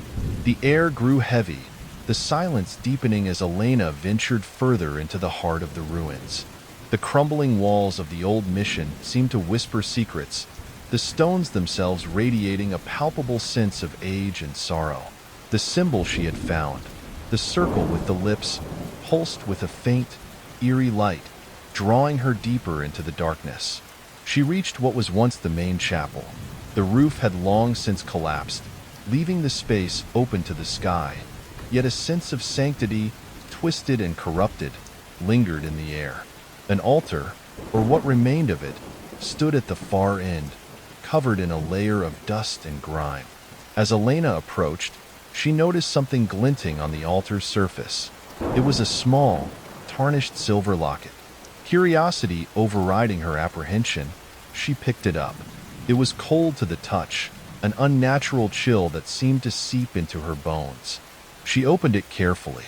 Inside, she found not a picture, but a lock of hair, a disturbingly vibrant shade of red. It was the color of fresh blood. A wave of nausea washed over her. She recognized the color.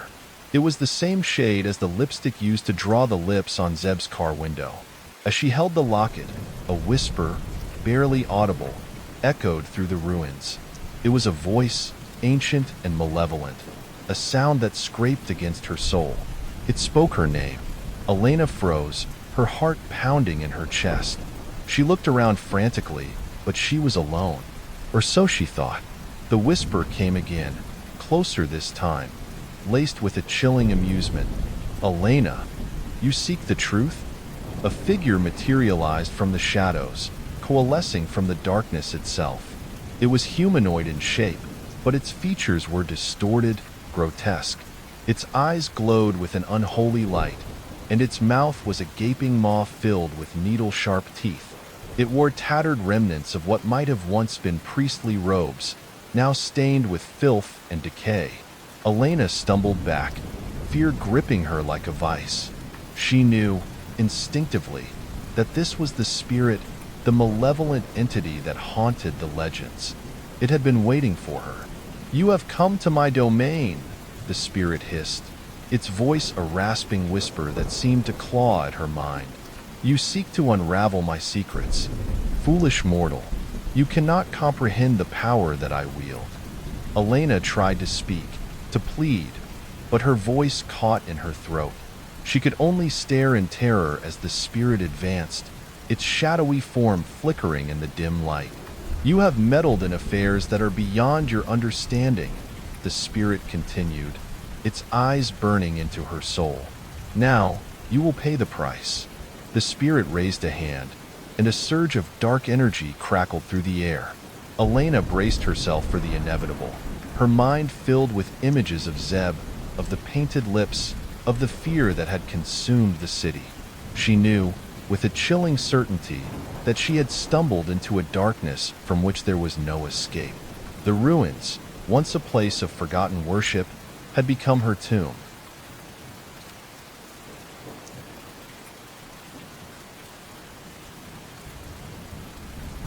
The Dybbuk box. The flickering fluorescent lights of the storage unit cast long, distorted shadows, making the already cluttered space feel even more oppressive. Kevin Mannis, a furniture restorer with a penchant for the unusual, surveyed the contents of the recently acquired unit. He'd bought it sight unseen, a blind bid on a storage locker abandoned by its previous owner. Usually, these yielded little more than dusty furniture and forgotten trinkets, but Kevin enjoyed the thrill of the unknown, the potential for uncovering a hidden gem. He sifted through a pile of old newspapers, their yellowed pages whispering tales of a bygone era. Beneath them, he unearthed a small, unassuming wooden box. It wasn't particularly ornate. Its dark wood worn smooth with age and neglect. It was fastened shut with a simple metal clasp. Curiosity piqued, Kevin decided to open it. As he fiddled with the clasp, a strange feeling washed over him. It wasn't fear, exactly, but an unsettling prickle at the back of his neck. The kind of feeling you get when you know you're being watched, even when you're alone. He dismissed it as his imagination and finally managed to release the clasp. The box creaked open, revealing a musty interior. Inside, nestled on a faded velvet lining, were several peculiar items. A lock of dried, dark hair, a small, empty bottle that smelled faintly of wine, 2 tarnished brass candlesticks, and a smooth, gray stone that felt strangely cold to the touch. Nothing particularly remarkable, Kevin thought, a little disappointed. He'd hoped for something more interesting. He picked up the lock of hair, turning it over in his fingers. It was coarse and thick, and an unsettling feeling crept over him as he noticed it seemed almost alive. He quickly dropped it back into the box. He felt a growing unease he couldn't quite explain. The air in the storage unit seemed to grow heavy, the silence amplifying the pounding of his heart. He decided to take the box home. He wrapped it in a piece of old burlap he found in the unit, trying to ignore the nagging feeling that he was handling something dangerous. As he drove home, the box sat on the passenger seat beside him, an ominous presence in the otherwise quiet car. He kept glancing at it, half expecting it to move, half expecting something to happen, but nothing did. Back in his apartment, Kevin placed the box on his workbench in the garage. He still felt uneasy about it, but he chalked it up to his overactive imagination. He decided to research the items inside, hoping to find some clue to the box's history. He started with the candlesticks. A quick search online revealed they were likely of Eastern European origin, possibly dating back to the early 20th century. The wine bottle was harder to trace, but the faint aroma suggested a sweet, red wine. The stone remained a mystery. The lock of hair, however, was the most disturbing. Kevin hesitated to have it analyzed, feeling a superstitious dread. He eventually decided against it, not wanting to know what or who it belonged to. That night, Kevin had his first nightmare. He dreamt of a dark, shadowy figure lurking in the corners of his room, its eyes glowing with an eerie red light. He woke up in a cold sweat, his heart pounding in his chest. He glanced around his room, half expecting to see the figure still there. But he was alone. He tried to dismiss the nightmare as just a bad dream, but he couldn't shake the feeling that it was connected to the box. He knew he should get rid of it, but a strange compulsion kept him from doing so. He felt drawn to it, fascinated by its mystery, despite the growing sense of dread. The next day, Kevin decided to list the box on eBay. He wrote a brief description, mentioning the items inside and the strange feeling he got when he opened it. He even added a disclaimer, warning potential buyers that he couldn't guarantee the box's origins or its properties. He didn't explicitly say it was cursed, but he hinted at it, hoping to attract the attention of someone who might know more about it. He posted the auction and then tried to put the box out of his mind, but it was no use. It was always there, in the back of his mind, a dark, silent presence. He felt like he was being watched, even when he was alone. The feeling was growing stronger, more oppressive, and the nightmares were becoming more frequent, more vivid. He was beginning to regret ever opening the box. The eBay auction for the box garnered a surprising amount of attention. Kevin watched the bids climb, a mixture of apprehension and morbid curiosity swirling within him. He received several messages from potential buyers, some genuinely interested in the box, others simply curious about the strange disclaimer he'd included. A few even contacted him claiming to be experts in the occult, offering to cleanse the box or identify its potential energies. Kevin politely declined their offers, feeling a growing unease about the attention the box was attracting. The auction eventually closed, and the box was sold to a woman named Nitska. She lived on the East Coast, several states away from Kevin's home in Oregon. He carefully packaged the box, wrapping it in layers of bubble wrap and packing peanuts, trying to distance himself from it physically and metaphorically. He even wore gloves while handling it, a silly precaution perhaps, but one that made him feel slightly better. He shipped the box off, relieved to finally be rid of it. He told himself he was being ridiculous, that his anxieties were unfounded. It was just an old box, after all, but deep down, he couldn't shake the feeling that he had unleashed something unpleasant. A few weeks later, Kevin received an email from Iosif. It was short and to the point. She thanked him for the box and mentioned that she found it fascinating. She didn't elaborate, and Kevin didn't press her for details. He was just glad that the box had arrived safely and that Iosif seemed satisfied with her purchase. He tried to forget about the box, to move on with his life. But the nightmares continued, even more intense than before.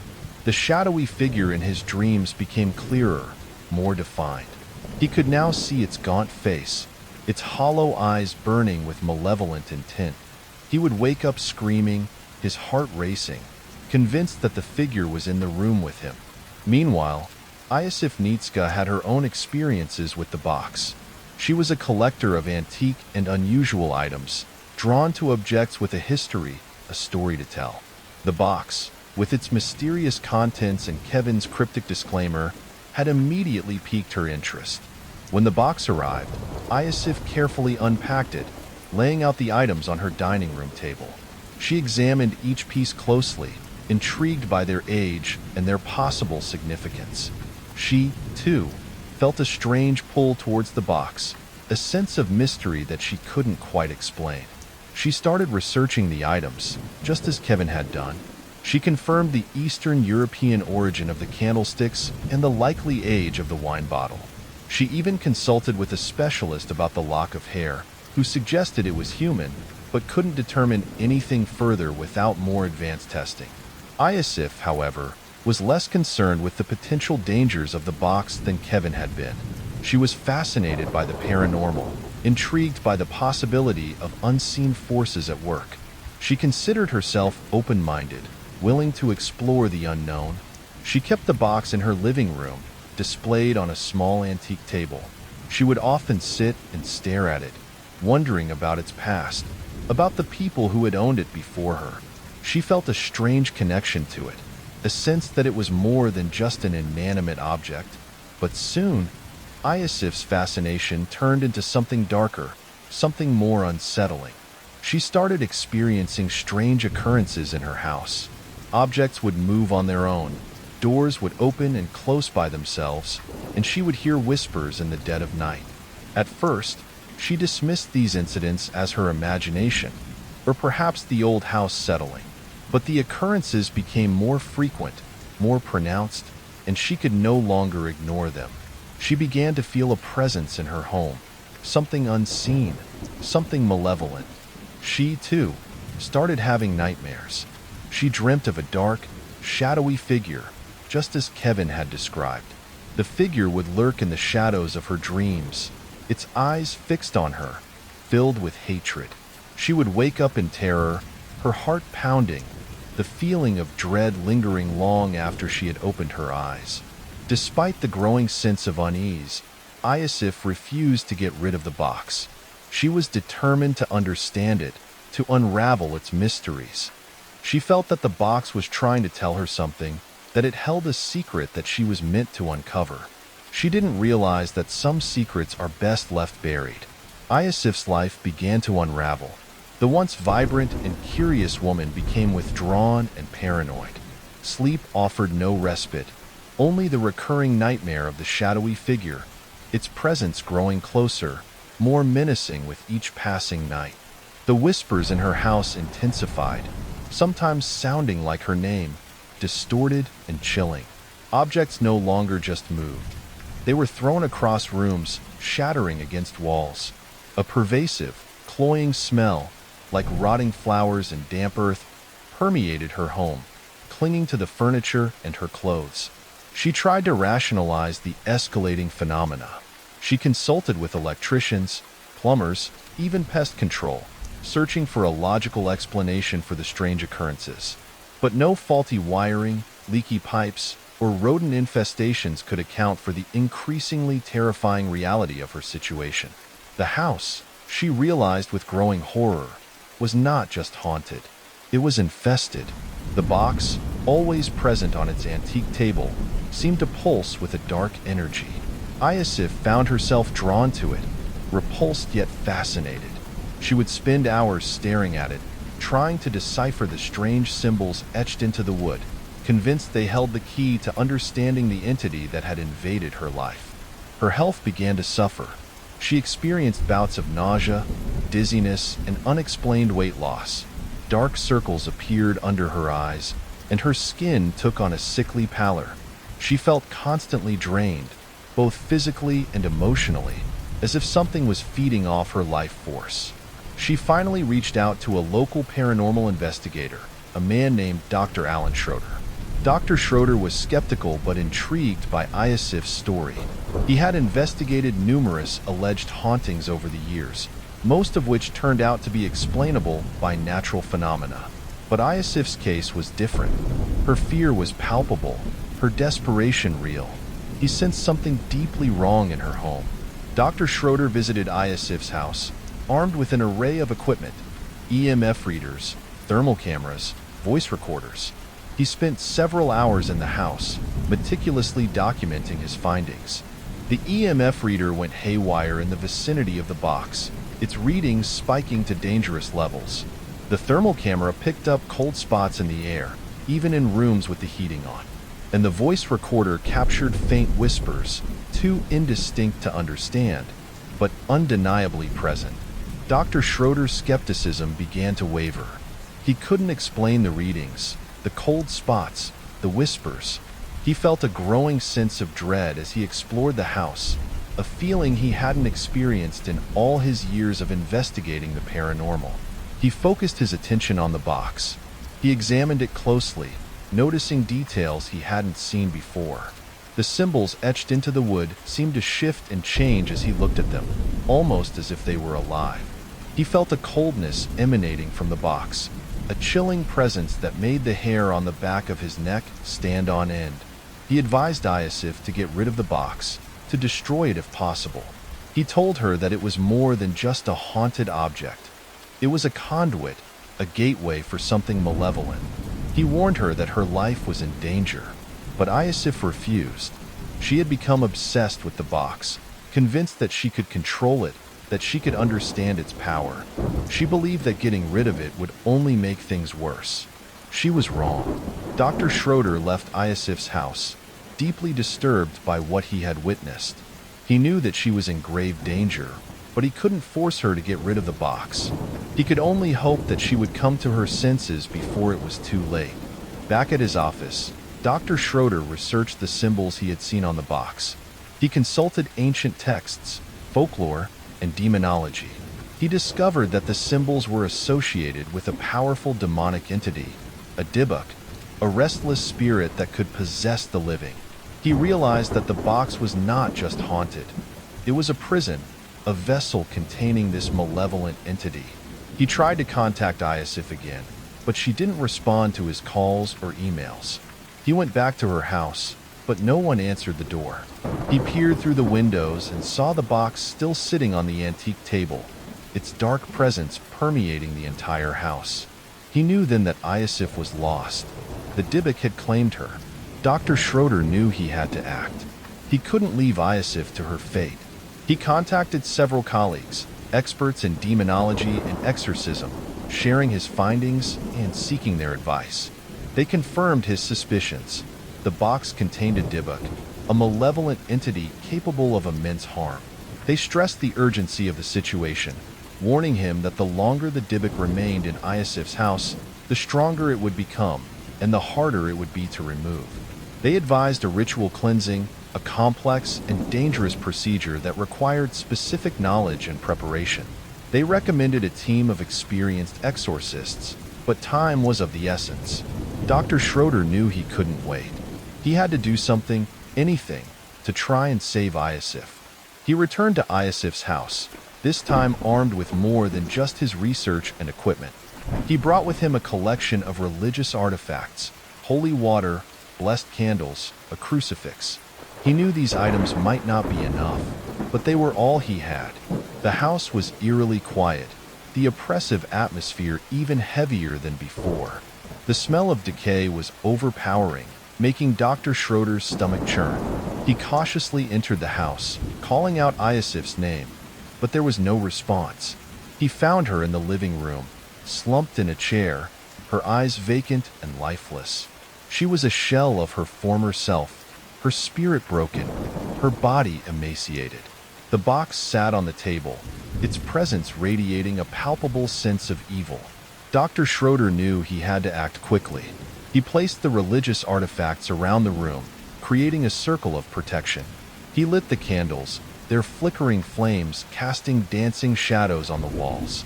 He began to recite prayers, ancient incantations designed to ward off evil spirits.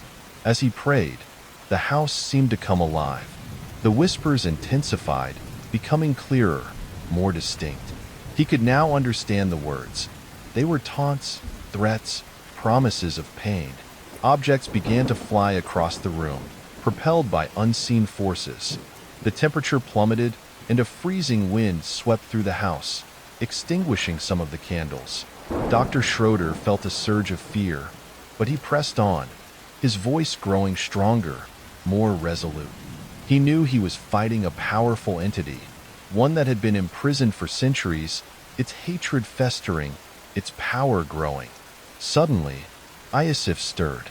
Her head snapped up, her eyes no longer vacant, but filled with a malevolent red glow. She spoke, but it wasn't her voice. It was a guttural, demonic growl. "You cannot stop me," the voice hissed. "I am free." The Dybbuk had taken complete control of Iosif's body. It lunged at Dr. Schroeder, its movements unnatural, its strength superhuman. Dr. Schroeder stumbled back, knocking over a table. He grabbed the crucifix and held it out in front of him, desperately trying to ward off the demonic entity. The Dybbuk recoiled from the crucifix, hissing in pain. It threw objects at Dr. Schroeder, trying to disarm him. A heavy vase shattered against the wall, sending shards of glass flying. One of the shards grazed Dr. Schroeder's arm, drawing blood. He knew he was losing. He was no match for the Dybbuk's power. He needed help, but he was alone. He closed his eyes, bracing himself for the inevitable. But then, something unexpected happened. Iosif's voice, faint but distinct, echoed through the room. "No, please stop." The Dybbuk faltered, its movements becoming less fluid. It seemed to be struggling against something unseen. Iosif was fighting back, trying to regain control of her body. Dr. Schroeder seized the opportunity. He raised the crucifix again, his voice filled with renewed determination.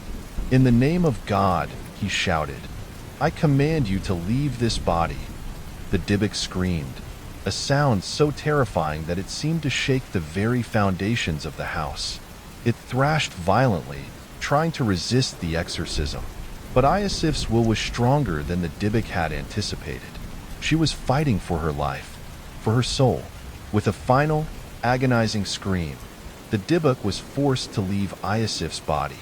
She collapsed to the floor, unconscious but free. Dr. Schroeder fell to his knees, exhausted but relieved. He had faced a demonic entity and survived. He knew that Iosif would need extensive medical and psychological treatment, but she was alive. He had saved her. He looked at the box, still sitting on the table. He knew he couldn't leave it there. It was too dangerous. He wrapped it in several layers of lead, the only material that could contain the Dybbuk's power. He then sealed it in a concrete container, ensuring that it could never be opened again.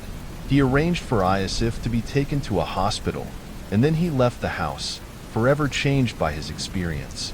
He knew that the world was full of unseen dangers, forces beyond human comprehension. He had faced one of them, and he had survived. But he knew that the Dybbuk, though imprisoned, was not destroyed. It was waiting, biding its time, until it could find another way to escape.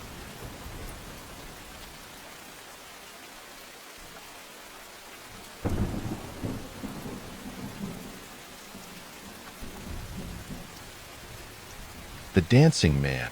The year is 2010. Los Angeles, a city of dreams and nightmares, hums with a restless energy even in its quietest hours. Detective Ray Maxwell, a man weathered by years on the force, found himself patrolling the desolate streets of downtown LA. The rhythmic pulse of the city, the distant wail of a siren, the rumble of a late-night bus, the whisper of the wind through the canyons of skyscrapers was a familiar soundtrack to his nights. But tonight, something felt off. It wasn't the absence of sound, but rather the unsettling quiet between them. A silence that seemed to amplify the shadows, making them writhe and twist into grotesque shapes. Ray, a pragmatist by nature, dismissed it as fatigue. Years of graveyard shifts had a way of playing tricks on the mind. He rounded a corner onto a deserted stretch of Broadway, the streetlights casting a sickly yellow glow on the empty sidewalks. And that's when he saw him. A man, silhouetted against the dim light of a distant street lamp, was dancing. Not a lively, joyful dance, but a slow, deliberate sway. His movements were fluid, almost hypnotic, yet there was something unsettling about them. He wore a dark suit, impeccably tailored, and a fedora that obscured his face. But the most peculiar thing was that he cast no shadow. Ray, ever the cop, instinctively reached for his flashlight. He flicked it on, the beam cutting through the darkness. The light illuminated the dancing man, revealing more details. The suit was charcoal gray, the fedora a deep black. The man's shoes, polished to a mirror sheen, tapped rhythmically against the concrete. But still, no shadow. Ray cautiously approached, his footsteps echoing in the stillness. "Sir," he called out, his voice firm but not aggressive. "It's late. Is everything all right?" The dancing man didn't respond. He continued his slow, mesmerizing sway, as if he were the only person in the world. Ray quickened his pace, a knot of unease tightening in his stomach. As he drew closer, he noticed something else. The man's face, though hidden in shadow, seemed too smooth, almost like a mask. He was now just a few feet away. "Sir, I'm going to need you to turn around," Ray said, his hand resting on the butt of his service weapon. And then, the dancing man vanished. One moment he was there, swaying in the dim light, the next he was gone. No sudden movements, no running, no sign of him at all. He had simply ceased to exist. Ray stood there, his flashlight beam dancing across the empty street. He scanned the area, his eyes searching for any sign of the man. But there was nothing. The street was empty, the silence once again broken only by the distant hum of the city. He holstered his flashlight, a chill running down his spine despite the warm night air. He knew what he had seen, or, more accurately, what he hadn't seen. He hadn't seen a shadow, and he hadn't seen a man disappear. But he knew that he had. He filed a report, of course. "Disturbance, possible vagrant," he wrote, omitting the part about the vanishing act. He knew what they would say. He could already hear the snickers, the whispers of too much coffee, or late-night hallucinations. But Ray knew what he saw, and he knew that he wasn't the only one. Rumors of the mysterious dancing man had been circulating for years, whispered in hushed tones on internet forums and late-night radio shows. Some claimed to have seen him decades ago, always in the same suit, always dancing alone in the dead of night, and always he vanished without a trace. The stories were dismissed as urban legends, campfire tales for the digital age. But Ray's encounter, however brief, had shaken him. He had seen something that defied explanation, something that challenged his understanding of the world. He drove back to the precinct. The image of the dancing man burned into his mind. He couldn't shake the feeling that he had witnessed something unnatural, something that belonged to the shadows, something that danced on the fringes of reality.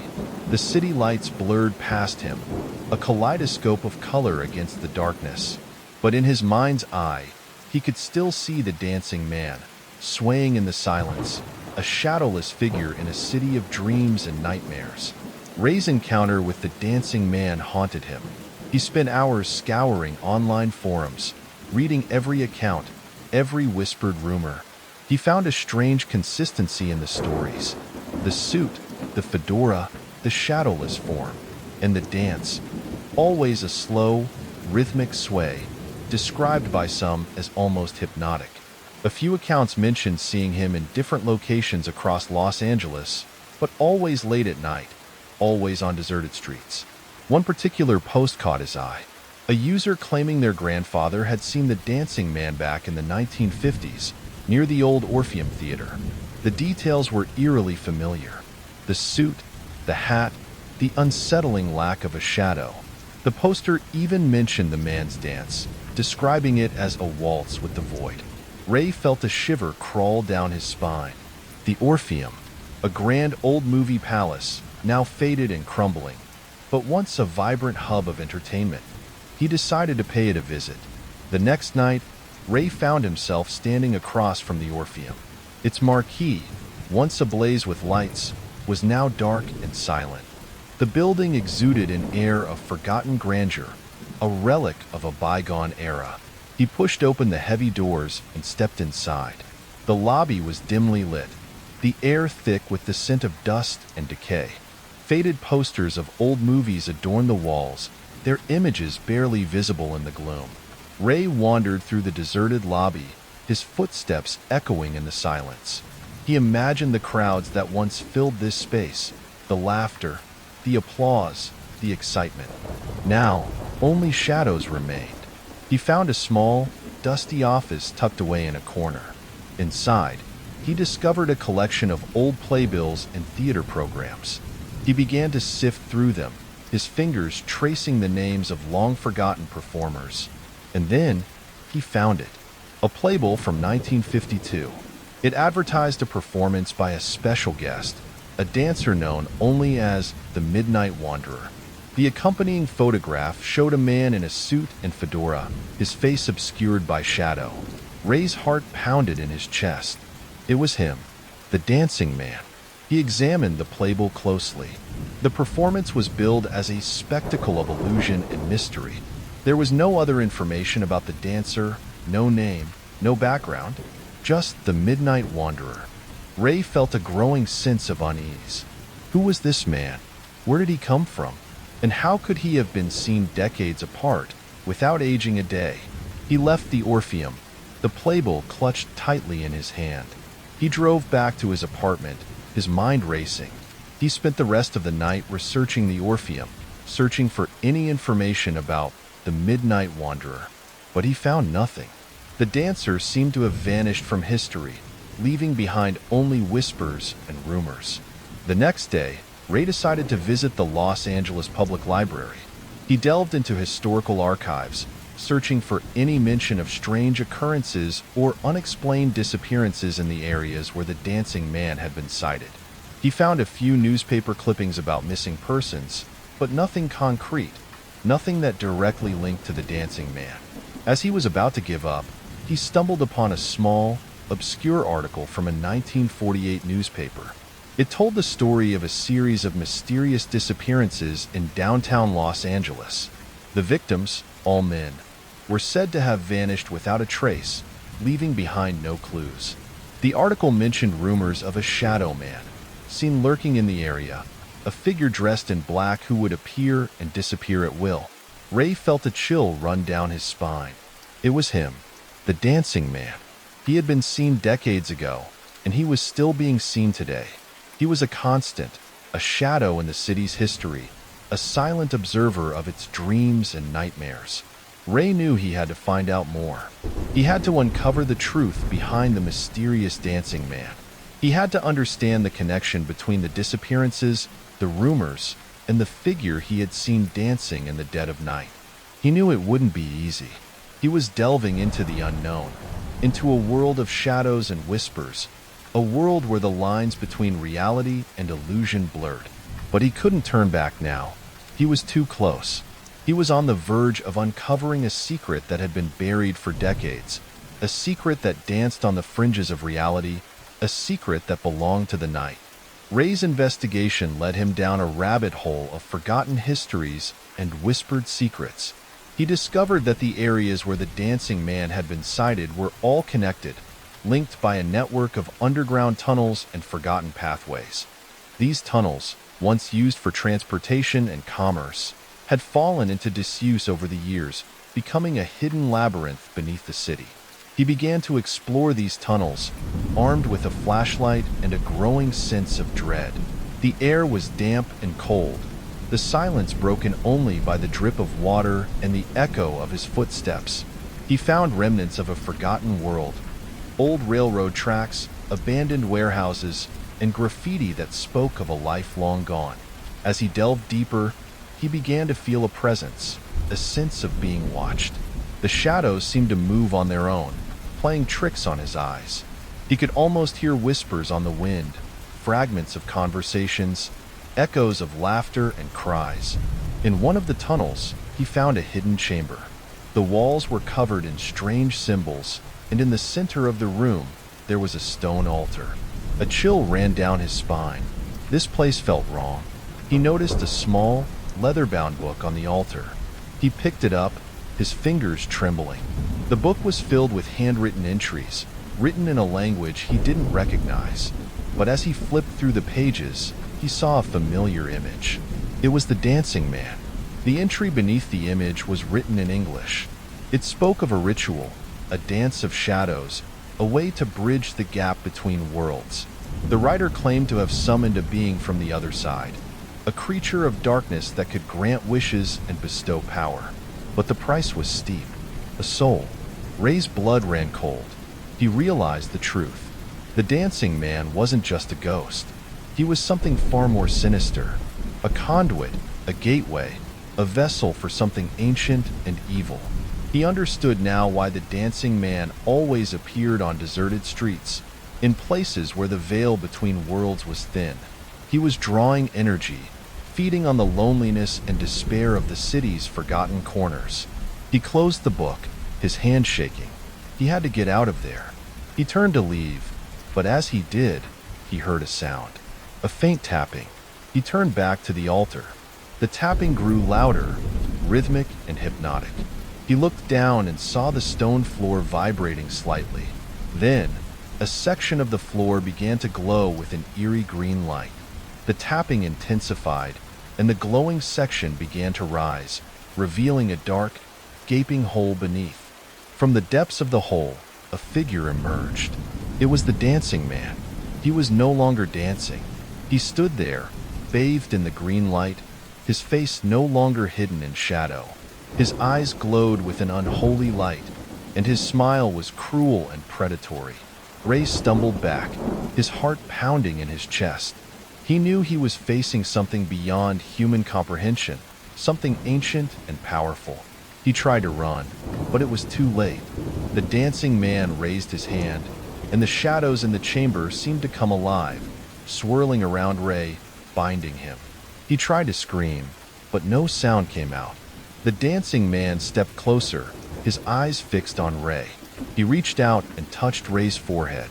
A jolt of icy energy surged through Ray's body, and he felt his consciousness slipping away. The last thing he saw was the dancing man's smile, a mask of pure evil, as he began to dance. The tapping grew louder, the green light pulsed, and Ray's world dissolved into darkness. The chamber fell silent once more, the only sound the rhythmic tapping of the dancing man's shoes against the stone floor.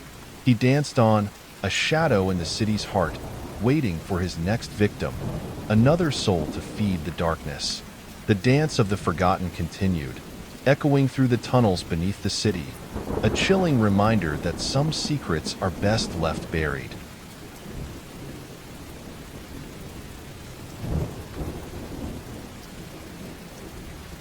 The Bella Kiss Legacy. The year is 1952. A biting wind whips through the skeletal branches of the whispering pines that surround the small town of Hollow Creek, Ohio. The late autumn air carries the scent of decaying leaves and the fainter, more unsettling aroma of something else. Something akin to old iron and overripe fruit. Sheriff Thomas Harding, a man weathered by years of rural life and the quiet anxieties it bred, sits in his patrol car, the engine idling softly. He's parked on a lonely stretch of road, a place locals call Dead Man's Curve. Teenagers come here to test their courage, telling ghost stories and daring each other to walk the darkened path that cuts through the pines. Lately, though, the whispers have changed. They're not just the rustling of needles and wind anymore. People claim to hear voices, faint and chilling, speaking in a language no one recognizes. Harding, a pragmatist at heart, usually dismisses such talk as the product of overactive imaginations and too much moonshine. But a series of strange occurrences has begun to gnaw at his skepticism. Livestock has been found mutilated, drained of blood, with no tracks around the scene. A local woman, Martha Jenkins, vanished from her farmhouse without a trace, leaving behind only a half-knitted sweater and a chilling sense of unease. And then there are the dreams. Harding has been plagued by nightmares of dark figures lurking in shadows, their faces obscured, their eyes burning with an unholy light. He glances at the faded photograph tucked into his sun visor. It's a picture of his wife, Sarah, who died 5 years ago in a tragic accident. He misses her warmth, her steadying presence.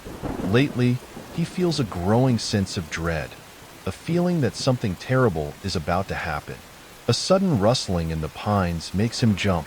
He reaches for his flashlight, his hand instinctively hovering near the revolver on his hip. He shines the beam into the darkness, the light dancing across the gnarled trunks and the dense undergrowth. Nothing, just the wind. He sighs, a plume of white breath puffing out into the cold air. He's about to dismiss it as his nerves getting the better of him when he sees it. A flicker of movement at the edge of the woods. Something pale and indistinct, moving with unnatural speed. Harding's heart pounds in his chest. He grips the flashlight tighter, his knuckles white. He trains the beam on the spot where he saw the movement, but it's gone. Vanished. "Who's there?" he calls out, his voice echoing through the stillness. Silence. Only the whispering pines, their voices now laced with a hint of mockery. He decides to investigate. He steps out of the car, the gravel crunching beneath his boots. The air is colder here, thick with an almost palpable sense of dread. He walks towards the edge of the woods, his flashlight beam cutting through the darkness. As he ventures deeper into the whispering pines, the feeling of being watched intensifies. He can almost feel the eyes on him, unseen, malevolent. The silence is broken only by the snapping of twigs beneath his feet and the rhythmic creaking of the branches overhead. He stops, his breath catching in his throat. A faint scent reaches his nostrils, a sickeningly sweet odor that makes his stomach churn.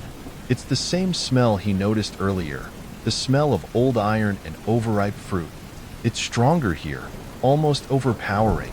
He shines the flashlight down, and his blood runs cold. At his feet, half hidden beneath a pile of decaying leaves, lies something disturbing. A small, wooden doll, its painted face cracked and peeling. Its eyes, two black beads, seem to stare up at him with a malevolent intelligence. And clutched in its tiny, outstretched hand, a lock of human hair. A wave of nausea washes over him. He stumbles back, his flashlight falling to the ground.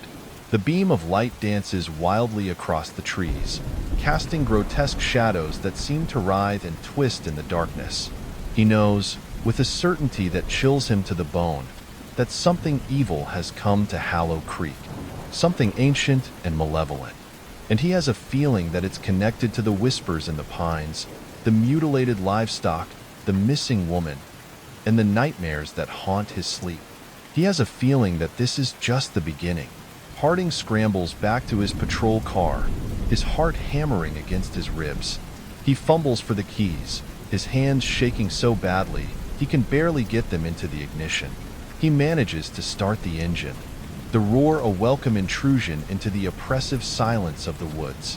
He slams the car into reverse, tires spitting gravel as he speeds away from Dead Man's Curve.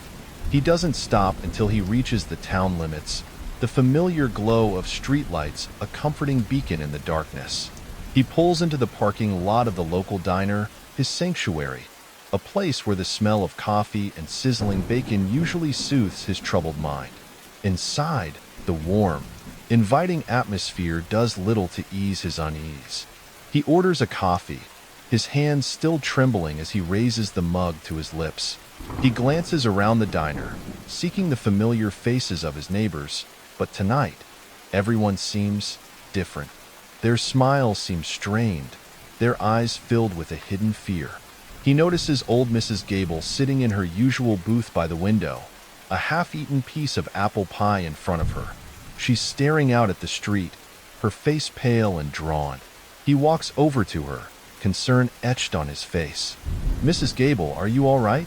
he asks gently. She turns to him, her eyes wide and frightened. "Sheriff, it's him," she whispers, her voice barely audible. "I saw him. He was standing across the street, watching me." "Who, Mrs. Gable? Who did you see?" She shakes her head, her eyes darting nervously around the diner. "I don't know," she whispers, "but he was evil. I could feel it." Harding frowns. He's not sure what to make of Mrs. Gable's claims. She's known to have a vivid imagination, and her eyesight isn't what it used to be. But there's a genuine fear in her voice that he can't ignore. "Did he say anything?" he asks. She shakes her head again. "No," she whispers. "He just watched me, with these cold, empty eyes." Harding thanks her and returns to his table, his mind racing. He can't shake the image of the doll he found in the woods, its malevolent eyes staring up at him. And now, Mrs. Gable's claims of a mysterious figure watching her from across the street. It's all starting to feel connected, like pieces of a dark and terrifying puzzle. He finishes his coffee and heads back to the sheriff's office. He needs to do some research. He needs to find out what's going on in Hallow Creek. He spends hours poring over old newspaper articles, police reports, anything that might shed some light on the strange occurrences. He finds nothing. No reports of missing persons other than Martha Jenkins. No mention of mutilated livestock. No sightings of mysterious figures. Frustration gnaws at him. He feels like he's chasing shadows, grasping at whispers in the wind. But he can't shake the feeling that something is terribly wrong. As the first rays of dawn begin to paint the sky, he stumbles upon something that makes his blood run cold. A small, handwritten article tucked away in the back of an old newspaper. It's about a series of unsolved murders that took place in Hungary decades ago. The victims were all women, and their bodies were found in metal barrels filled with alcohol.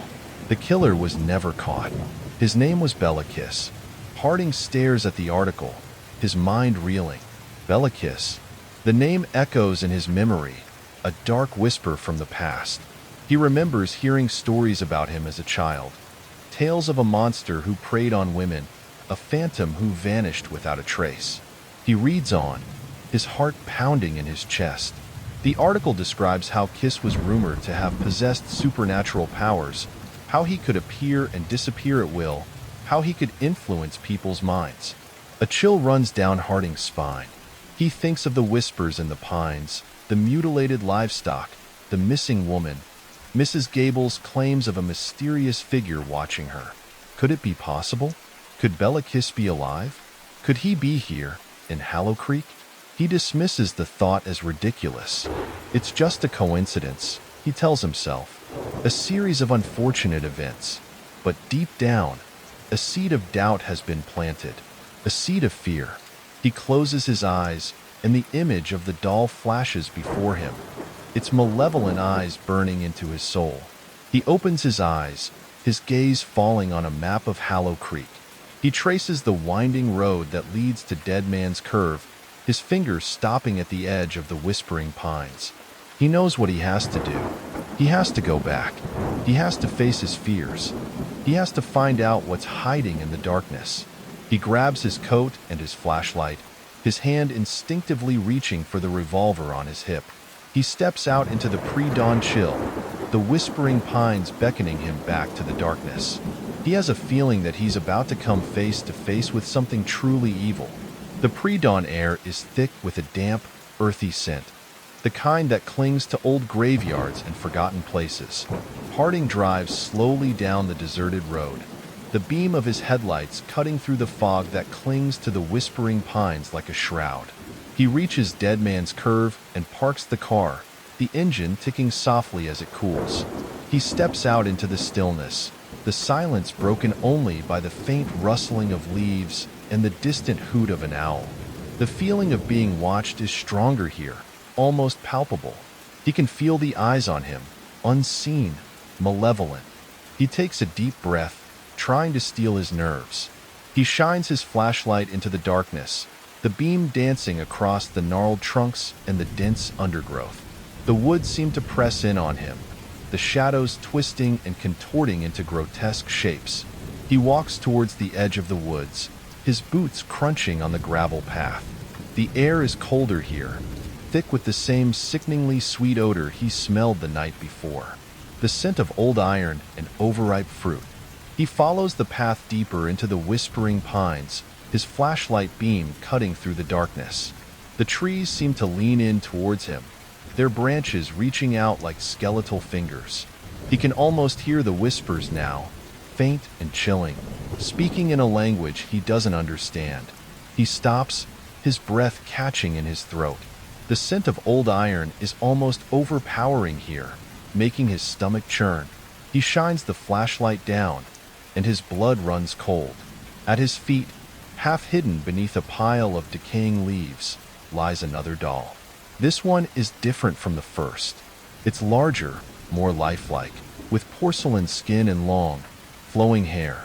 Its eyes, two blue glass beads, seem to stare up at him with a chilling intensity, and clutched in its delicate, porcelain hand, a small, silver locket. Harding's heart pounds in his chest. He recognizes the locket. It belonged to Martha Jenkins, the woman who vanished from her farmhouse a few days ago. A wave of nausea washes over him. He stumbles back, his flashlight falling to the ground. The beam of light dances wildly across the trees, casting grotesque shadows that seem to writhe and twist in the darkness. He knows, with a certainty that chills him to the bone, that he's stumbled upon something truly evil, something ancient and malevolent, something connected to Belakis. He picks up the locket, his fingers trembling. He opens it carefully, and a gasp escapes his lips. Inside, he finds a tiny photograph. It's a picture of a young woman, her face framed by long, dark hair. She's beautiful, with a gentle smile. It's Martha Jenkins. He closes the locket, his mind reeling. He has to get out of here. He has to warn someone. But as he turns to leave, he hears a sound that makes his blood run cold. A faint rustling in the trees behind him. He freezes, his breath catching in his throat. He shines the flashlight back into the darkness, his hand instinctively hovering near the revolver on his hip. He sees it, a figure standing in the shadows, its face obscured by the darkness. It's tall and gaunt, with long, flowing hair. It's holding something in its hand. Harding's heart pounds in his chest. He knows, without a doubt, who it is. Belakis. The figure steps out of the shadows, and Harding gasps. It's not Belakis. It's something else. The figure's face is pale and gaunt, its eyes burning with an unholy light. It's wearing a long, black coat, and its hand clutches a gleaming, silver knife. It smiles a slow, chilling smile that reveals rows of sharp, pointed teeth. "You shouldn't have come back, Sheriff," it whispers, its voice like the rustling of dead leaves. Harding's mind races. He knows he's in danger. He has to get out of here, but his legs feel like lead. He can't move. The figure takes a step closer, its eyes fixed on Harding. "You've stumbled upon something you don't understand," it whispers. "Something ancient and powerful." It raises the silver knife, the blade glinting in the moonlight. "Now," it whispers, "you will join them." Harding closes his eyes, bracing himself for the blow. But it never comes. He opens his eyes, and the figure is gone. Vanished. Harding's heart pounds in his chest. He's alive. He doesn't know how, but he's alive. He stumbles back, his flashlight falling to the ground again. He scrambles to his feet, his legs shaking. He runs, his boots pounding on the gravel path. He doesn't stop running until he reaches his car. He jumps inside, slams the door shut, and starts the engine. He speeds away from Dead Man's Curve, his tires spitting gravel. He doesn't look back. He knows that he's escaped death, but he also knows that he's stumbled upon something truly evil, something that's been lurking in the shadows for centuries, something that's connected to Bella Kiss. He knows that he has to find out what it is. He has to stop it, but he also knows that it's going to be the fight of his life. Harding bursts into the sheriff's office, his breath coming in ragged gasps. Deputy Miller, a young, eager officer with a perpetually worried expression, looks up from his paperwork, startled by the sheriff's frantic entrance. "Sheriff, what's wrong? You look like you've seen a ghost." Harding shakes his head, unable to speak for a moment. He holds up the silver locket, Martha Jenkins's picture peeking out from within. "This," he says, his voice trembling slightly, "I found it in the woods, near Dead Man's Curve." Miller examines the locket, his brow furrowing. "Martha Jenkins's locket? Where did you find it?" Harding recounts his terrifying encounter in the woods, the chilling figure, the silver knife, the feeling of being watched. He tells Miller about the dolls, the scent of old iron, the whispers in the pines. Miller listens intently, his eyes widening with each detail. He's heard the stories about Dead Man's Curve, the teenagers' tales of ghosts and strange occurrences. He's always dismissed them as folklore, but the look on Harding's face tells him this is no laughing matter. "Sheriff," Miller says, "maybe we should call in the state police. This sounds like something bigger than we can handle." Harding hesitates. He's always been a man of action, preferring to handle things himself. But he knows Miller is right. This is beyond anything he's ever encountered. "All right," he says finally, "call them in. Tell them everything." "But," he adds, his voice hardening, "we're not waiting. We're going back to those woods." Miller looks at him, his eyes filled with apprehension. "Sheriff, are you sure that's wise? Whatever's out there, it's dangerous." "I know," Harding replies, "but we can't wait. Martha Jenkins is missing, and I have a feeling, a very bad feeling, that she's not the only one." He grabs his coat and his revolver, the weight of the weapon a small comfort in the face of the unknown.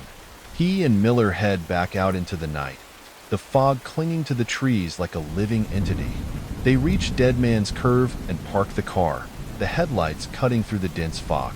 The air is thick with the scent of old iron, the same sickeningly sweet odor Harding smelled earlier. They walk into the woods, their flashlights' beams dancing across the trees. The silence is oppressive, broken only by the snapping of twigs beneath their feet. They reach the spot where Harding found the locket. He shines his flashlight down, and his blood runs cold. The doll is gone. Harding scans the area, his heart pounding in his chest. He finds something else, a small, wooden box, half buried beneath a pile of leaves. He picks it up carefully, his fingers trembling. It's intricately carved, with strange symbols etched into the wood. He opens the box, and a gasp escapes his lips. Inside, he finds a lock of hair. Long, dark hair.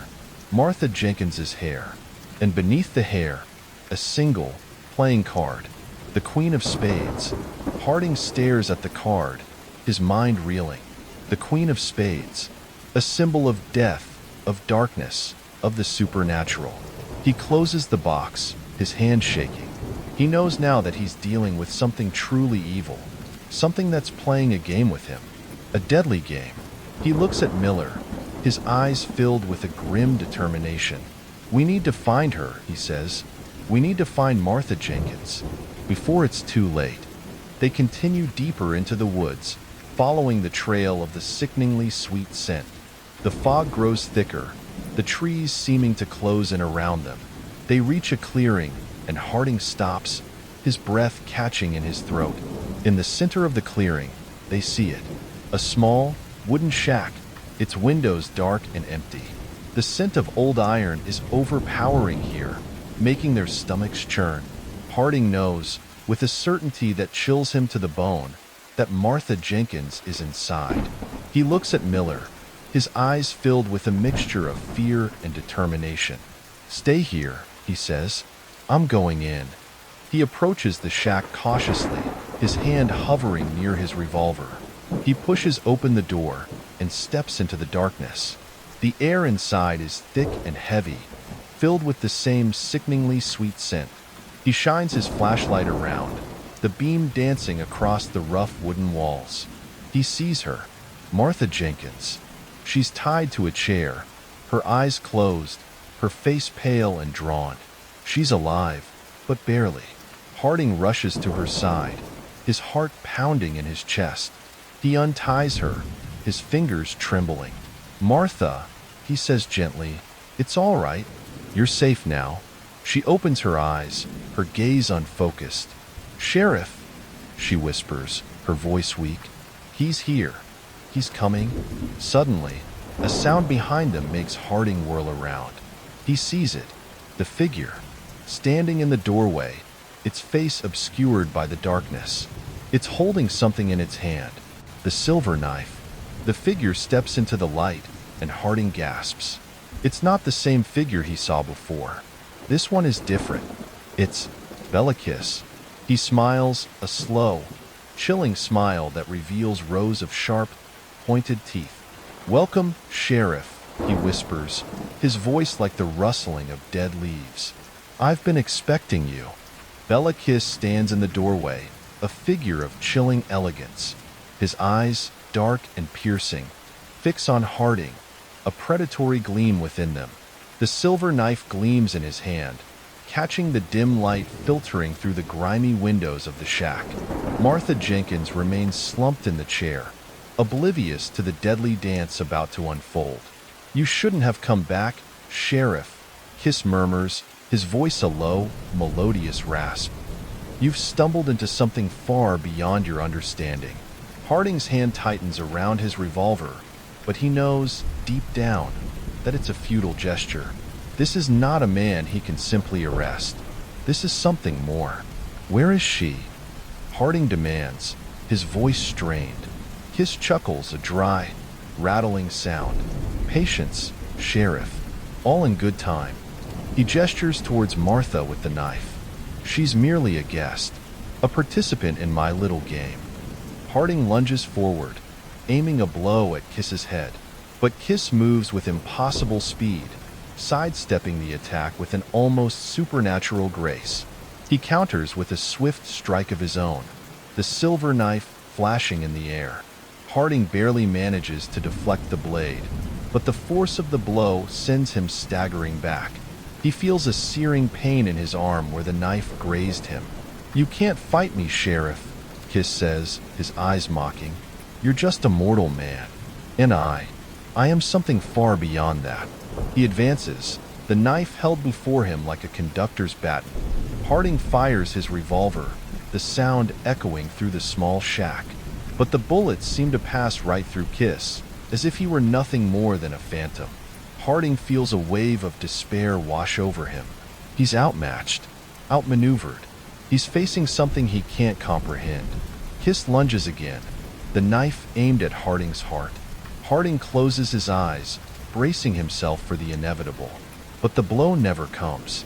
He opens his eyes to find Miller standing behind Kiss, his service revolver aimed at the back of Kiss's head. "Drop the knife," Miller says, his voice trembling but firm. Kiss slowly turns, his eyes narrowing. He looks at Miller, then back at Harding. A slow smile spreads across his face. "Very clever," he whispers, "but it's not over yet." He drops the knife, the silver blade clattering to the floor. Miller cautiously approaches, keeping his gun trained on Kiss. "All right, hands behind your back," Miller orders. Kiss complies, his movements languid, almost theatrical. As Miller reaches for his hands, Kiss's eyes meet Harding's. A silent message passes between them, a chilling promise of things to come. Miller handcuffs Kiss, the metallic click echoing through the shack. He then turns his attention to Martha, who is beginning to stir. "She needs medical attention," Miller says to Harding. "We need to get her out of here." Harding nods, his gaze still fixed on Kiss. He knows this is not the end. This is just a brief respite in a much larger, much more terrifying game. They lead Kiss out of the shack, the fog swirling around them like a shroud.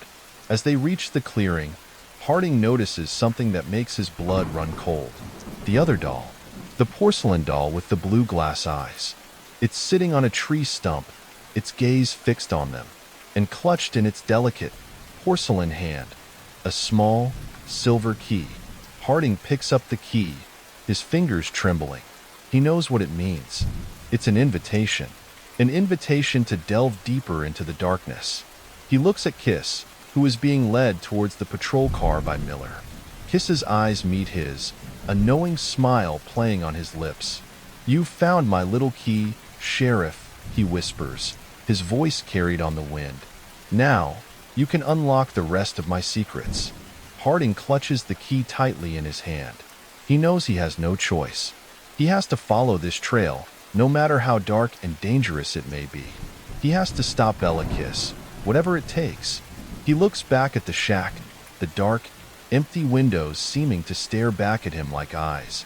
He knows that the true horror is yet to come. The game has just begun. The drive back to town is a blur.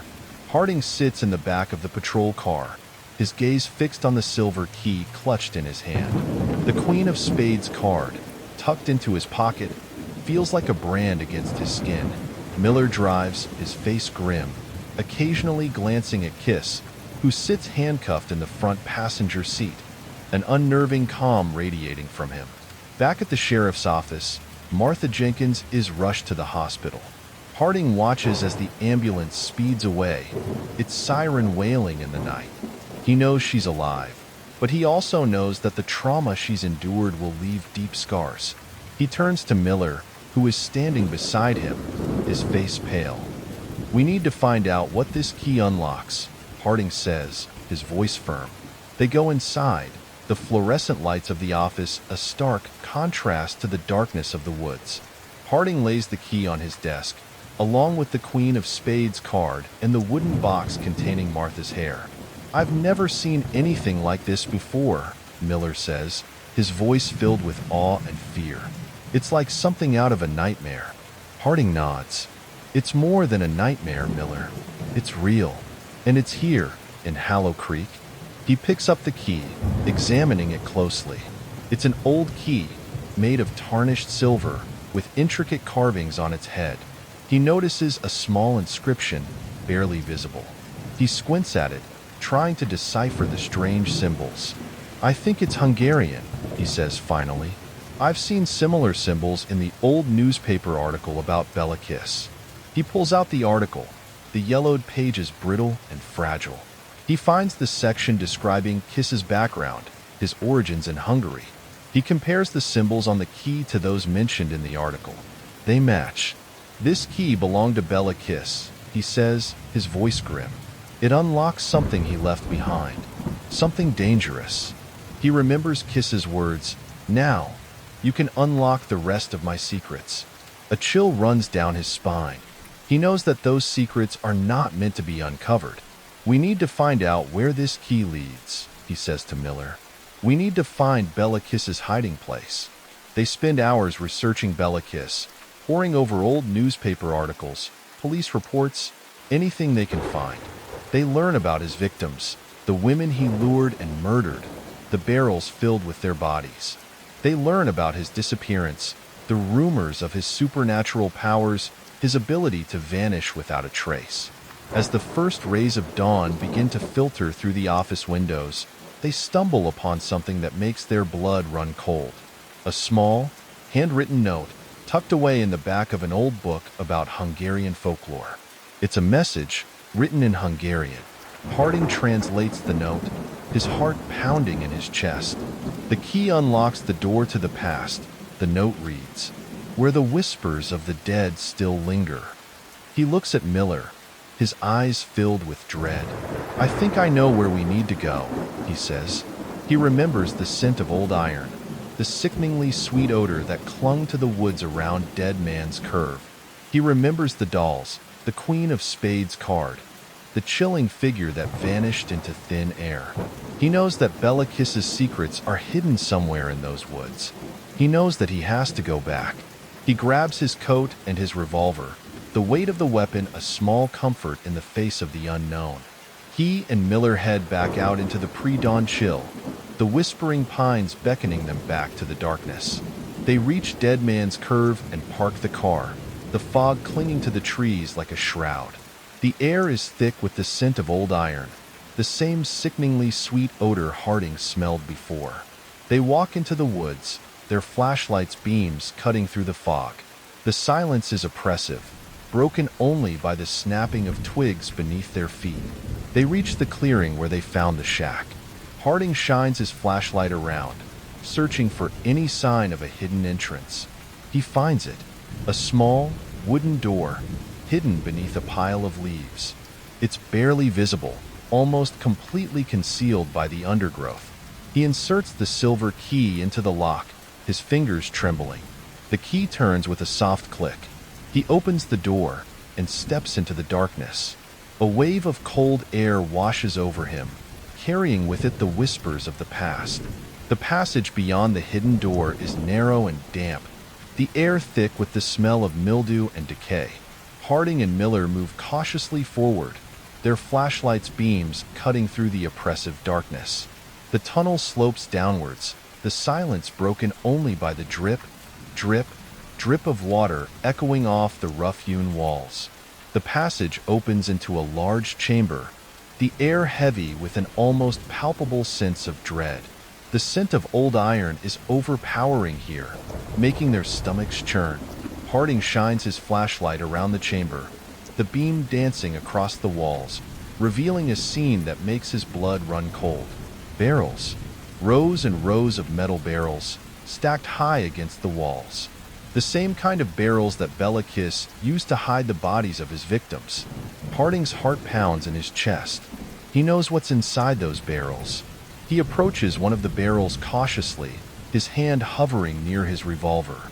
He shines his flashlight on the lid and sees a small inscription etched into the metal. It's a name, a woman's name. He opens the lid slowly, his fingers trembling. The smell that wafts out is sickeningly sweet, the scent of decay mixed with something else, something metallic. He shines his flashlight inside the barrel, and a gasp escapes his lips. A body, a woman's body, preserved in some kind of liquid. Her face is pale and drawn, her eyes closed. She's wearing a long, white dress. Harding recoils, his stomach churning. He knows this is one of Bella Kiss's victims. He closes the lid quickly, his hand shaking. He looks at Miller, who is standing beside him, his face pale and drawn. "We need to get out of here," Miller whispers, his voice trembling. Harding nods. He knows Miller is right. This place is evil. It's a tomb. But as they turn to leave, they hear a sound that makes their blood run cold. A whisper. A faint, chilling whisper that seems to come from all around them. "Welcome." Harding and Miller freeze, their flashlights' beams dancing wildly across the barrels. "You have found my little secret." The whispers grow louder, more distinct. They seem to be coming from the barrels themselves. We are waiting. Harding's heart pounds in his chest. He knows what the whispers are. They're the voices of Bella Kiss's victims. Their souls trapped in these barrels, forever bound to this chamber of death. Suddenly, the temperature in the chamber drops, a wave of icy air washing over them. The whispers intensify, growing louder, more menacing. Join us.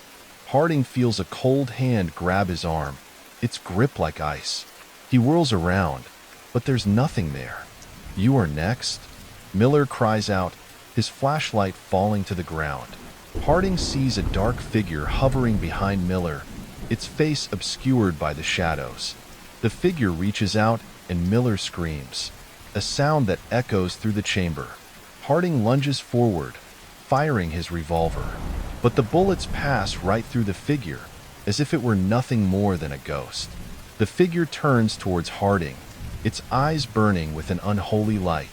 You cannot escape. Harding feels a wave of despair wash over him. He's trapped.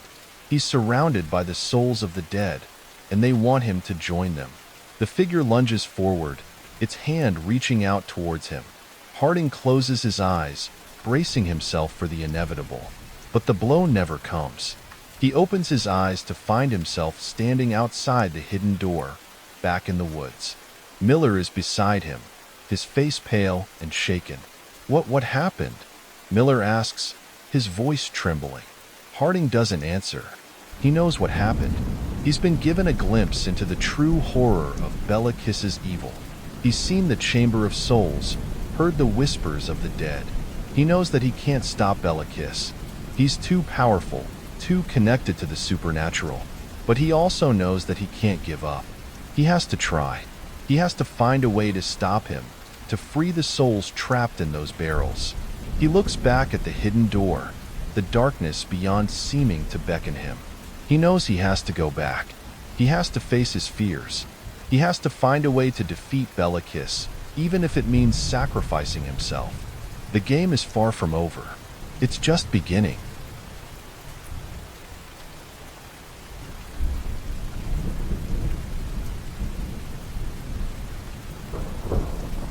God has forgiven us. The biting wind whipped at the small supply boat, tossing it about like a cork in a bathtub. A thick, damp mist clung to the craggy cliffs of Eilean Moor, the outermost of the Flannan Isles, a desolate archipelago in the Outer Hebrides of Scotland. It was December 26, 1900, a day that would forever be etched in the annals of maritime mysteries. Joseph Moore, relief keeper, gripped the railing, his knuckles white. He'd made this journey countless times, delivering supplies and rotating the lighthouse keepers. But today, an unsettling unease prickled his skin. The usual cheerful glow of the Eilean Moor lighthouse, a beacon of hope in the tempestuous seas, was absent. A knot of dread tightened in Moore's stomach. He knew something was wrong. The lighthouse should be illuminated, its powerful beam sweeping across the churning waters, a reassuring presence in the vast, unforgiving ocean. As the boat finally reached the small landing cove, the silence was deafening. The only sound was the relentless crashing of waves against the jagged rocks. No welcoming party of keepers awaited him. No friendly wave from the lantern room high above. The island, usually bustling with the routine of lighthouse operations, felt eerily deserted. Moore, accompanied by two crewmen, cautiously made his way up the steep path towards the lighthouse. The mist swirled around them, obscuring the already bleak landscape. The air was heavy with a strange stillness, a stark contrast to the usual boisterous winds that battered the islands. Reaching the lighthouse, they found the outer door unlocked. This was highly unusual. Lighthouse keepers were meticulous about security, especially on such an isolated outpost. A sense of foreboding settled over Moore. He pushed the door open and stepped inside. The entrance hall was dim and silent. A single flickering lamp cast long, dancing shadows on the whitewashed walls. The air inside was cold and damp, carrying a faint, metallic tang. Moore called out, "Thomas? James? Donald?" His voice echoed through the empty corridors, unanswered. A shiver ran down his spine. He knew then that something was terribly wrong. They began to search the lighthouse, room by room. The kitchen table was set for a meal. The plates laid out, the kettle still on the stove, long cold. A half-eaten plate of food sat on the table, suggesting a hasty departure. In the bedrooms, beds were unmade, personal belongings scattered about. Everything pointed to the keepers having left in a hurry, without any apparent explanation. Moore's heart pounded in his chest. Where were they? 3 experienced lighthouse keepers vanished into thin air? It was inconceivable. They checked the lantern room at the top of the tower. The massive Fresnel lens, usually gleaming brightly, was dark and still. The logbook, meticulously kept by the keepers, lay open on the table. Moore flipped through the pages, his eyes scanning the final entries. The last entry, dated December 15, 1900, was written by Thomas Marshall, the principal keeper. It described the unusually calm weather for that time of year, a strange stillness that had settled over the island. He wrote about a feeling of unease, a sense of something being amiss. The entry for the following day, December 16th, was even more unsettling. Marshall wrote of unusual noises, howling winds, despite the continued calm weather, and a strange, persistent sound like a man crying in fear. He also mentioned that Donald MacArthur, the assistant keeper, had been acting strangely, withdrawn and agitated. The final entry, dated December 17th, was brief and cryptic. It simply read, "God has forgiven us." Moore stared at the words, his mind reeling. What did it mean? What had happened on Eileen Moore? The final entry sent a chill down his spine. It sounded like a desperate plea, a confession, or perhaps even a premonition of some terrible fate. He reread the entries, searching for any clue, any explanation for the keeper's disappearance. The howling winds, the crying man, the cryptic final message. It all painted a picture of something deeply disturbing. Moore knew he had to get off the island. The unsettling silence, the empty lighthouse, the strange entries in the logbook. It was all too much. He felt a growing sense of dread, a feeling that something malevolent had occurred on Eileen Moore. He gathered his crew, and they quickly made their way back down to the landing cove. As the boat pulled away from the island, Moore looked back at the imposing lighthouse, its dark tower silhouetted against the misty sky. He couldn't shake the feeling that he was leaving something unfinished, something deeply sinister. The mystery of the Eileen Moore lighthouse keepers had just begun. Back on the mainland, Joseph Moore's report sent ripples of unease through the Northern Lighthouse Board. The disappearance of 3 experienced keepers was unprecedented. An immediate investigation was launched, but the desolate isolation of Eileen Moore and the strange circumstances surrounding the vanishing made the task daunting. A relief crew, accompanied by a superintendent of the Northern Lighthouse Board, Robert Stevenson, no direct relation to the famous author, though the name added another layer of intrigue to the already baffling case, returned to Eileen Moore. They meticulously searched the island, combing every inch of the rocky terrain, exploring the sea caves that dotted the coastline. They found nothing. No bodies, no signs of a struggle, no wreckage of a boat. The keepers had simply vanished, as if swallowed by the mist and the sea. The lighthouse itself offered few clues. Everything was in its place, the routine of the keepers' lives frozen in time. The half-eaten meal, the unmade beds, the logbook with its cryptic final entry. They all spoke of a sudden, unexplained departure. Stevenson, a pragmatic man of science, was baffled. He scrutinized the logbook, searching for a rational explanation for the keepers' strange behavior in their final days. The howling winds despite calm weather, the sounds of crying. Were these simply the product of overactive imaginations, fueled by the isolation and the relentless rhythm of the sea? Or was there something more sinister at play? He interviewed the relief keeper, Moore, pressing him for every detail, every nuance of his experience on the island. Moore recounted the unsettling silence, the deserted lighthouse, the chilling words of the final log entry. He spoke of a feeling of dread, a sense of an unseen presence. Stevenson, though skeptical of supernatural explanations, couldn't dismiss Moore's unease. The circumstances were too strange, too inexplicable. He noted the unusual behavior of Donald MacArthur, the assistant keeper, as described in the logbook. Could mental instability have played a role? Perhaps MacArthur had succumbed to the isolation, his mind unraveling, leading him to some desperate act? But what of the other two keepers? Would they not have intervened? The investigation stretched on, weeks turning into months. The mystery of Eileen Moore deepened with each passing day. The official explanation, reluctantly offered by the Northern Lighthouse Board, was that the keepers had been swept away by a rogue wave while securing equipment during a storm. But this explanation rang hollow. The weather records showed no storm on the days in question. And why would all three keepers be outside at the same time, in such dangerous conditions? Rumors began to circulate. Whispers of sea monsters, vengeful spirits, and even time warps filled the void of factual information. The legend of Eileen Moore grew, the island becoming a place of fear and fascination. Some islanders spoke of the Phantom Seven, ancient spirits said to inhabit the Flannan Isles. They were said to be guardians of the islands, fiercely protective of their domain. Had the keepers somehow angered these ancient beings? Others whispered of a hidden portal, a gateway to another dimension, located somewhere on the island. Had the keepers stumbled upon this portal, venturing into a realm beyond human comprehension?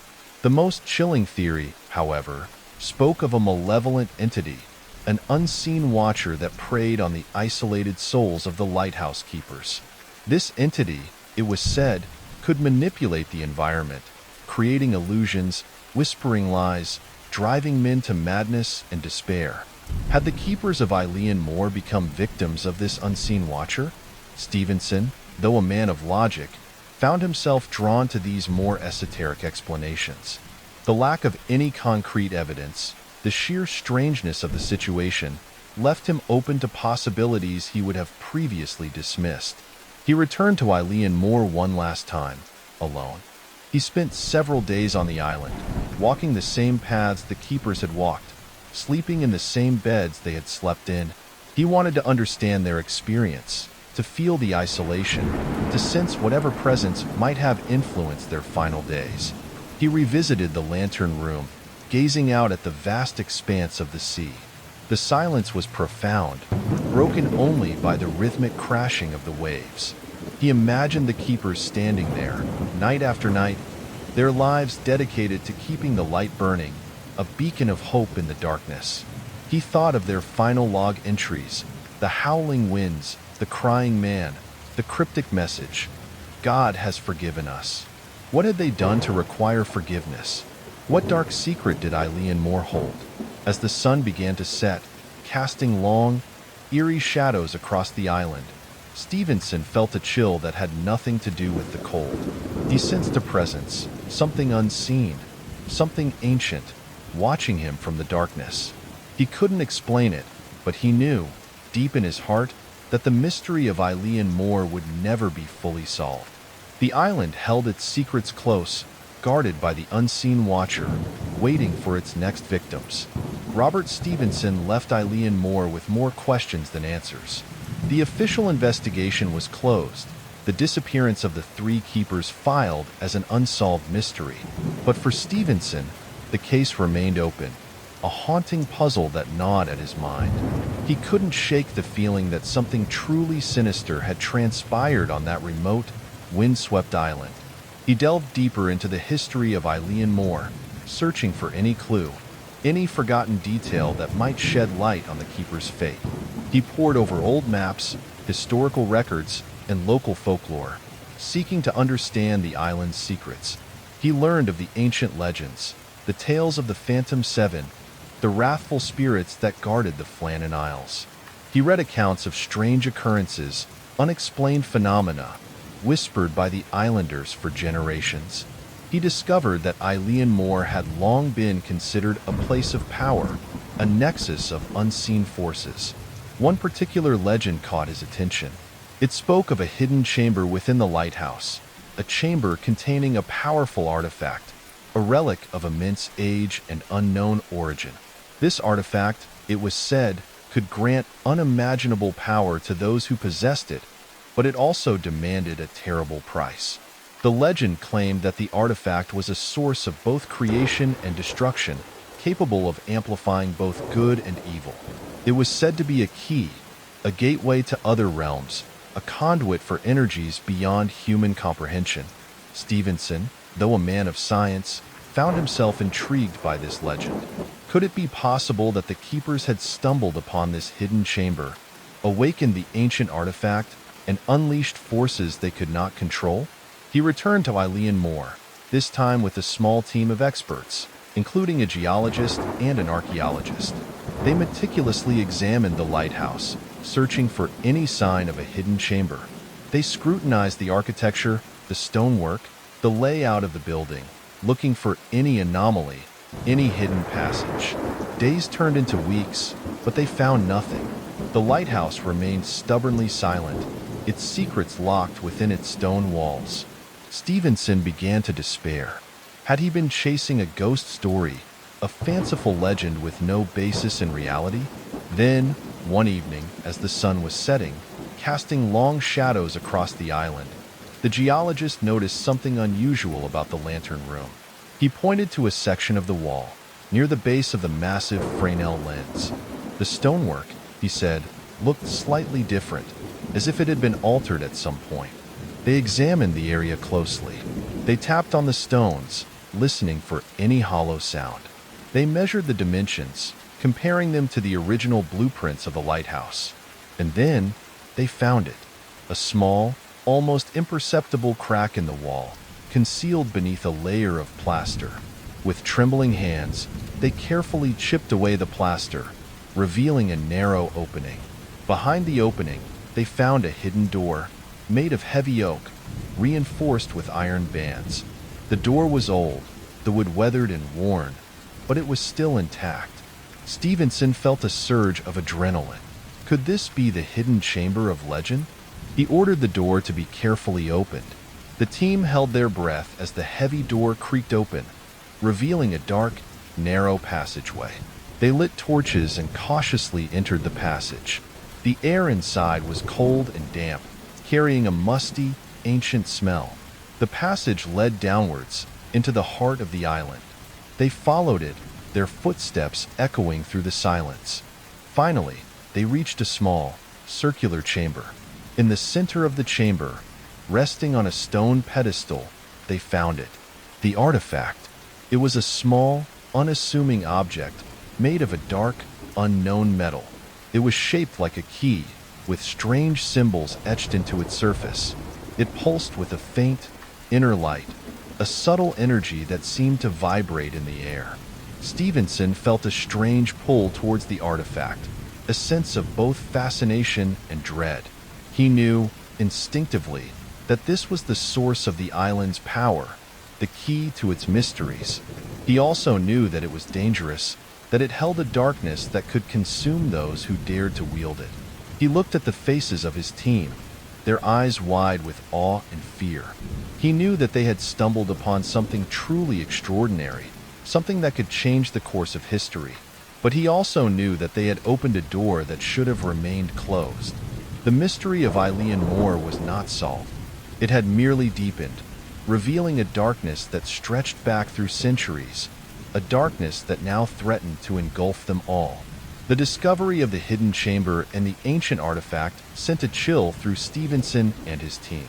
They knew they had stumbled upon something powerful, something that resonated with the strange energies of Eileen Moore. The key-shaped artifact pulsed with a faint, unsettling light, as if alive, a silent hum vibrating in the chamber. Stevenson felt a pull towards it, a temptation to grasp its power, but a deep sense of dread held him back. He understood now. The howling winds, the sounds of crying, the cryptic final message in the logbook. It wasn't just the isolation or the power of suggestion. The keepers had found this chamber, activated the artifact, and unleashed something ancient and malevolent. "God has forgiven us" wasn't a statement of absolution. It was a desperate plea, a recognition of the terrible price they were about to pay. Stevenson carefully documented the chamber and the artifact, taking detailed notes and photographs. He knew they couldn't leave it there, exposed, but he also knew they couldn't simply take it away. The artifact radiated an energy, a presence, that felt inextricably linked to Eileen Moore. He decided to leave the artifact in its place, but to seal the chamber, to lock it away again, hoping to contain the darkness they had disturbed. He instructed his team to carefully close the hidden door, to conceal the opening as thoroughly as possible. He wanted to erase all trace of their discovery, to leave the island as they had found it. As they made their way back to the surface, Stevenson felt a sense of unease. He knew they hadn't truly solved the mystery of Eileen Moore. They had only glimpsed a fraction of it, a hint of the ancient power that resided on the island. He knew that the darkness was still there, waiting, biding its time. Back on the mainland, Stevenson presented his findings to the Northern Lighthouse Board. He recounted the discovery of the hidden chamber, the ancient artifact, the strange energy that permeated Eileen Moore. He recommended that the island be permanently closed, that the lighthouse be abandoned, that no one ever set foot on its shores again. The board, though skeptical of Stevenson's more esoteric conclusions, agreed to close the lighthouse. The official explanation for the closure was structural damage, deemed too expensive to repair. The true reason, however, remained unspoken, a secret shared only by Stevenson and his team. Eileen Moore was left to its silence, its mysteries shrouded in mist and legend. The lighthouse, once a beacon of hope, became a monument to the unknown, a testament to the darkness that lurked beneath the surface of the world. Years passed, and the story of Eileen Moore faded from public memory. The island remained deserted, a lonely sentinel in the vast ocean. But the darkness never truly left. It lingered, a subtle presence, a whisper in the wind, a chill in the air. Occasionally, fishermen reported strange occurrences near the island. They spoke of eerie lights, unearthly sounds, a feeling of being watched. Some claimed to have seen figures moving on the island, shadowy shapes that vanished as quickly as they appeared. One stormy night, a small fishing boat, caught in a sudden squall, sought shelter near Eileen Moore. The crew, unaware of the island's dark history, anchored in a small cove, hoping to wait out the storm. As darkness fell, they noticed a light flickering in the abandoned lighthouse. Curiosity overcame their fear, and they decided to investigate. They rowed ashore, cautiously making their way up the path to the lighthouse. They found the outer door ajar, as if someone had been there recently. They entered, their hearts pounding in their chests. The air inside was cold and heavy, the silence broken only by the howling wind and the crashing waves. They made their way to the lantern room, drawn by the faint light. And there, in the center of the room, they saw it. The artifact. It pulsed with an eerie glow, casting long, dancing shadows on the walls. As they reached out to touch it, a cold gust of wind swept through the room, extinguishing their lanterns. They were plunged into darkness, a darkness so profound it seemed to press on their skin. Then they heard it, a whisper, a voice that seemed to come from everywhere and nowhere at once.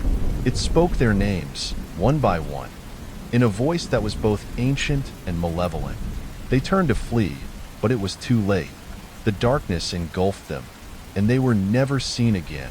Eileen Moore remains a place of mystery, a place of fear.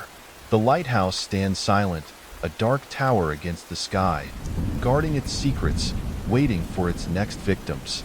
The artifact remains, pulsing with its dark energy, a beacon for those who dare to seek its power, a gateway to a realm beyond human understanding. The price of the light is steep, and Eileen Moore never forgets.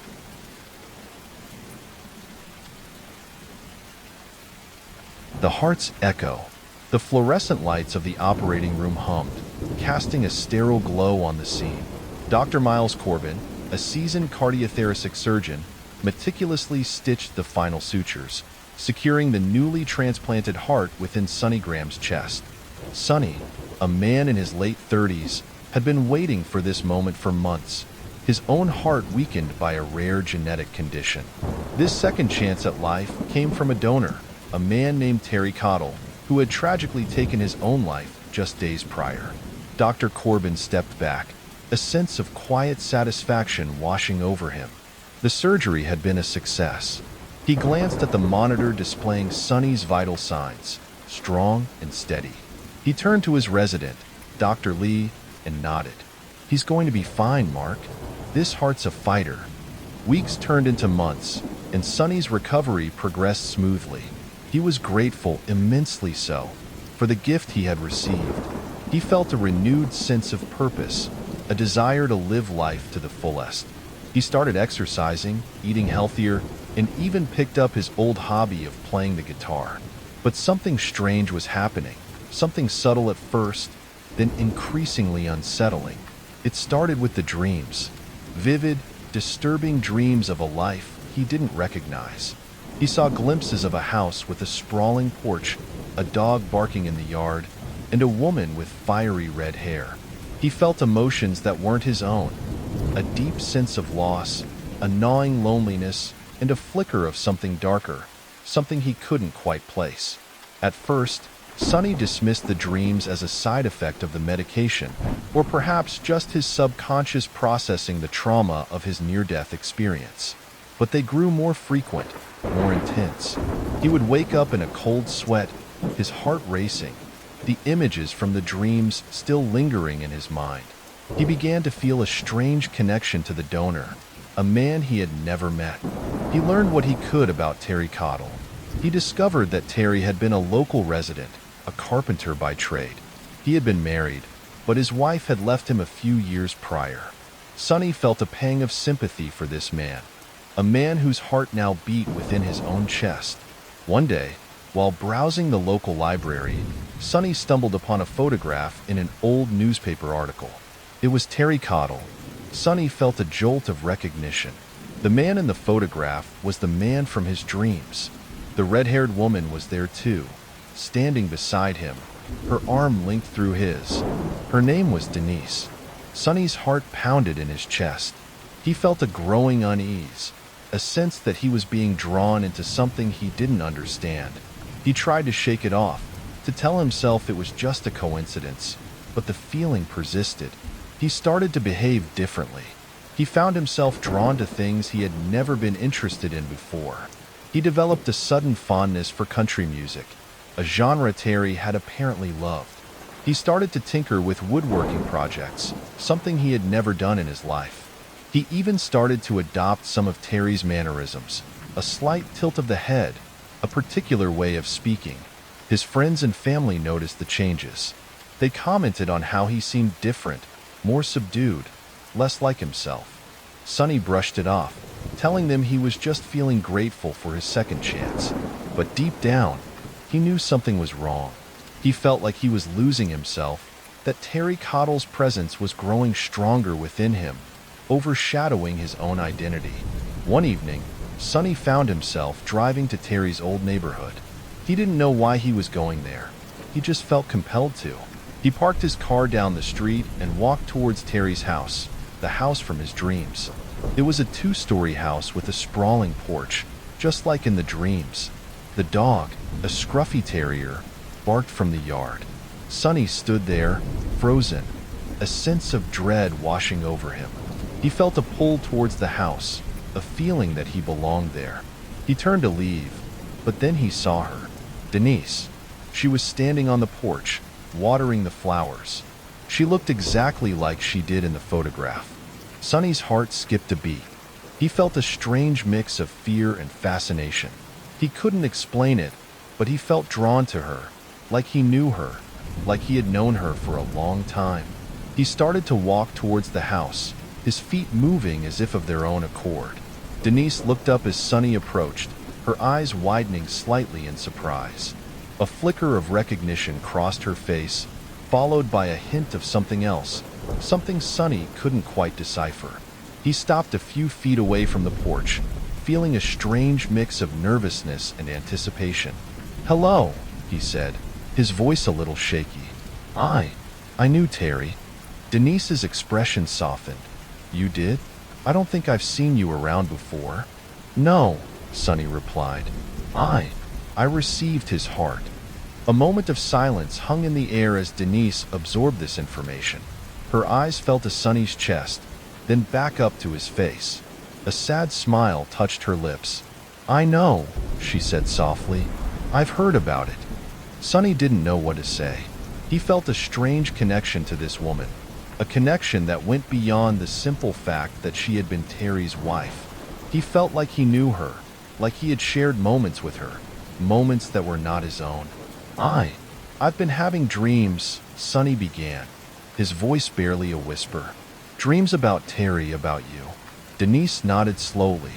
"I've had dreams too," she said. "Dreams about him. Dreams about us." Sonny's heart pounded in his chest. He felt a chill run down his spine. He couldn't explain it, but he felt like he was stepping into a world that was not his own, a world that belonged to Terry Cottle. They talked for hours that day, sitting on the porch swing, sharing stories about Terry. Denise told Sonny about their life together, about their hopes and dreams, about the pain of their breakup. Sonny listened intently, feeling a strange sense of familiarity with the stories, as if he had lived them himself.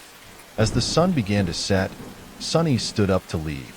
He felt a pull towards Denise, a desire to stay with her, to be close to her. He couldn't explain it, but he felt like she was the key to understanding the strange things that were happening to him. "I should go," he said, his voice tinged with regret. "But I'd like to see you again." Denise smiled.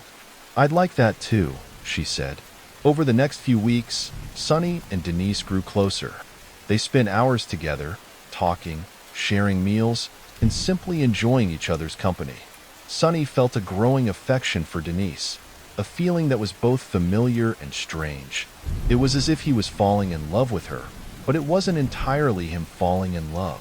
It was Terry's heart, Terry's memories, Terry's emotions, all swirling within him, creating a confusing and unsettling mix of identities. He started to adopt more of Terry's habits. He began wearing his clothes, listening to his music, even using his tools in his woodworking projects. He felt like he was becoming Terry, that his own identity was slowly fading away. His friends and family grew increasingly concerned. They tried to talk to him, to tell him that he was changing, that he wasn't himself anymore. But Sonny brushed them off, telling them that he was fine, that he was just grateful for his second chance at life. One day, while rummaging through some of Terry's old belongings that Denise had given him, Sonny found a journal. He opened it and began to read. It was Terry's diary, his innermost thoughts and feelings. As Sonny read, he felt a chill run down his spine. The entries were filled with despair, with loneliness, with a deep sense of hopelessness. Terry wrote about his failed marriage, about his struggles with depression, about his feelings of being lost and alone. Sonny felt a wave of sadness wash over him. He realized that Terry had been a deeply troubled man, a man who had been struggling with demons that he could no longer fight. He read on, his heart pounding in his chest, until he reached the final entry. It was a short, chilling message. "I can't take it anymore." Sonny closed the journal, his hands trembling. He knew then what he had to do. He had to break free from Terry's influence, from the memories and emotions that were consuming him. He had to reclaim his own identity, his own life. But how? How could he escape the grip of a dead man's heart, a dead man's soul? Sonny stared at the journal, his mind reeling. The final entry, stark and chilling, echoed in his thoughts. "I can't take it anymore." He understood now. He understood the despair that had consumed Terry, the hopelessness that had driven him to take his own life. And he understood, with a growing horror, that those same feelings were now stirring within him. He looked around Terry's house, the house that had become so familiar, so comforting, yet now felt oppressive, suffocating. Every object, every piece of furniture, seemed to whisper Terry's name, to remind him of the man whose heart now beat within his chest. He felt trapped, imprisoned by a life that was not his own. He thought of Denise. He loved her. He truly did. But was it his love or Terry's? He couldn't tell anymore. He looked at her, saw her smile, and felt a pang of guilt. He was living a lie, pretending to be someone he wasn't. He was inhabiting Terry's life, Terry's love, and it was slowly destroying him. He knew he had to break free, but he didn't know how. He felt like a puppet, controlled by strings he couldn't see, manipulated by a force he couldn't comprehend. He needed help, but who could he turn to? His friends and family had already expressed their concerns, but he had dismissed them, blinded by his infatuation with Terry's life. He decided to visit Dr. Corbin, the surgeon who had performed the transplant. Perhaps he could shed some light on what was happening. Perhaps he could explain the strange connection he felt to Terry. Dr. Corbin listened patiently as Sonny recounted his experiences, his dreams, his feelings, his growing sense of losing himself. He nodded thoughtfully, his brow furrowed. "Mr. Graham," he said, "what you're describing is unusual. While it's not unheard of for transplant recipients to experience some emotional or psychological changes, the extent of your symptoms is quite remarkable." He explained that there was no scientific explanation for what Sonny was experiencing. The medical community had theories about cellular memory, about the possibility that some memories or emotions could be transferred along with the transplanted organ, but these were just theories. There was no concrete evidence to support them. "I wish I could offer you a definitive answer," Dr. Corbin said, "but the truth is, we simply don't know. What you're experiencing is beyond the realm of our current understanding of medicine." Sonny left the doctor's office feeling more lost than ever. If science couldn't explain what was happening to him, then what could? He felt like he was trapped in a nightmare he couldn't wake up from. He returned to Terry's house, feeling a sense of dread. He knew that he couldn't stay there any longer. He had to break free.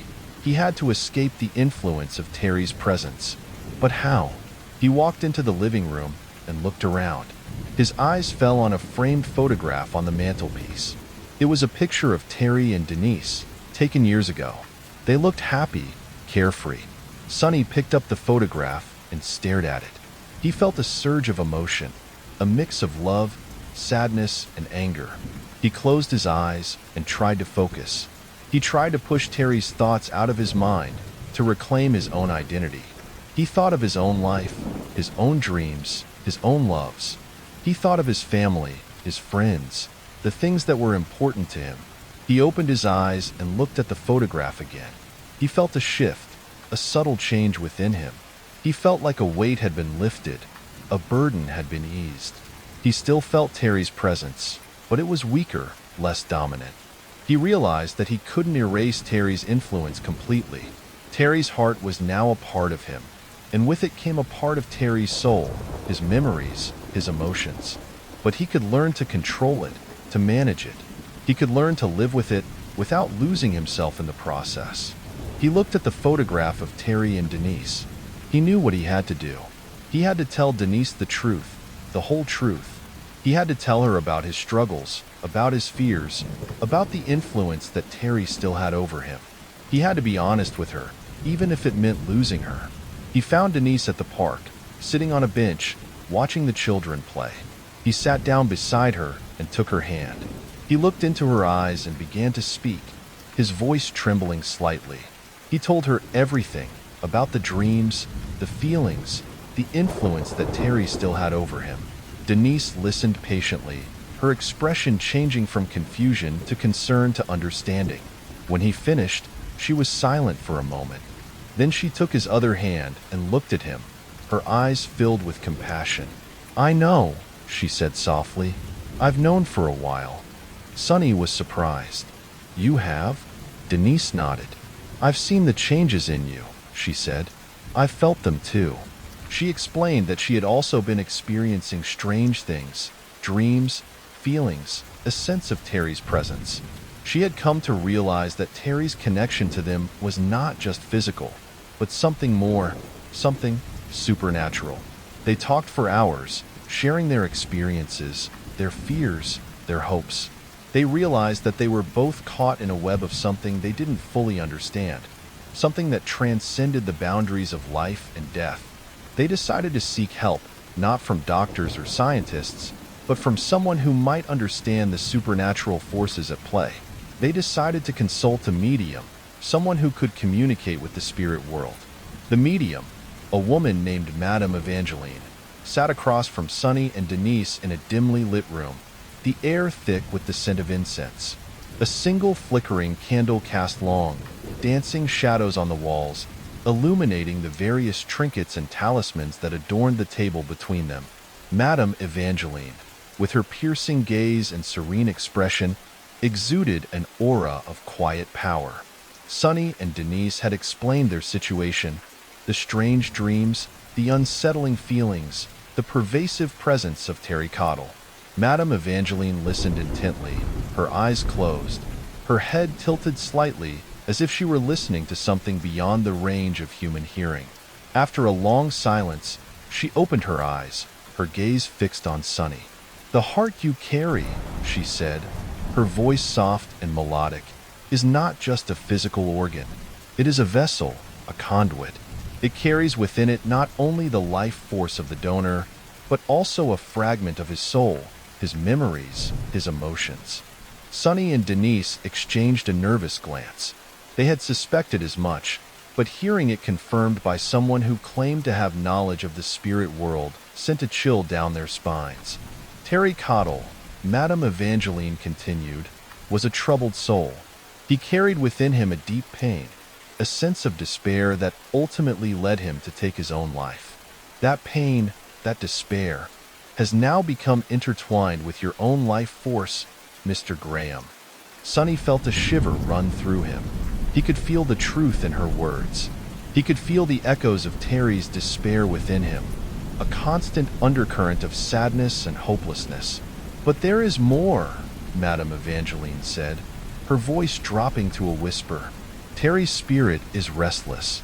It is trapped between worlds, unable to find peace. It clings to the living, drawn to the heart that now beats within you, Mr. Graham. And it is also drawn to Denise." Denise gasped. She had felt it too, the strange sense of being watched, the feeling that Terry was still somehow present in their lives. "Terry's spirit," Madame Evangeline explained, "is bound to you both by a powerful, albeit tragic, connection. He seeks something from you, something he lost in his lifetime. He seeks closure." Sunny and Denise looked at each other, their eyes filled with fear and uncertainty. What did Terry's spirit want from them? How could they give him the closure he sought? "There is a way," Madame Evangeline said, her voice breaking through their thoughts. "A way to communicate with Terry's spirit, to understand his needs, and to help him find peace." She instructed them on a ritual, a seance that would allow them to make contact with Terry's spirit. She warned them that it would be a dangerous undertaking, that they would be opening themselves up to forces they might not fully understand.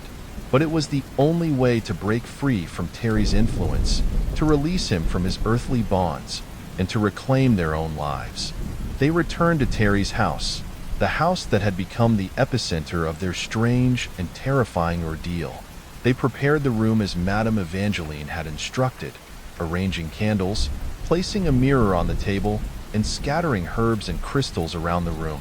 As the sun began to set, casting long, eerie shadows across the walls, they began the seance. They sat facing each other, holding hands, their hearts pounding in their chests. Madame Evangeline's words echoed in their minds, guiding them through the ritual. They called out to Terry's spirit, inviting him to join them, to communicate with them. The room grew colder, the air grew heavy. The candle flames flickered wildly, casting grotesque shapes on the walls. A sense of dread filled the room, a palpable presence that made the hairs on their arms stand on end. Suddenly, the mirror on the table began to shimmer. A figure began to emerge from the depths of the glass, a shadowy form that slowly materialized into the shape of a man. It was Terry. Sunny and Denise stared in terror as Terry's spectral form stood before them, his eyes filled with a mixture of sadness and anger. He began to speak, his voice a low, guttural whisper that seemed to emanate from the very walls of the room. He spoke of his pain, his loneliness, his despair. He spoke of his love for Denise, a love that had been tragically cut short.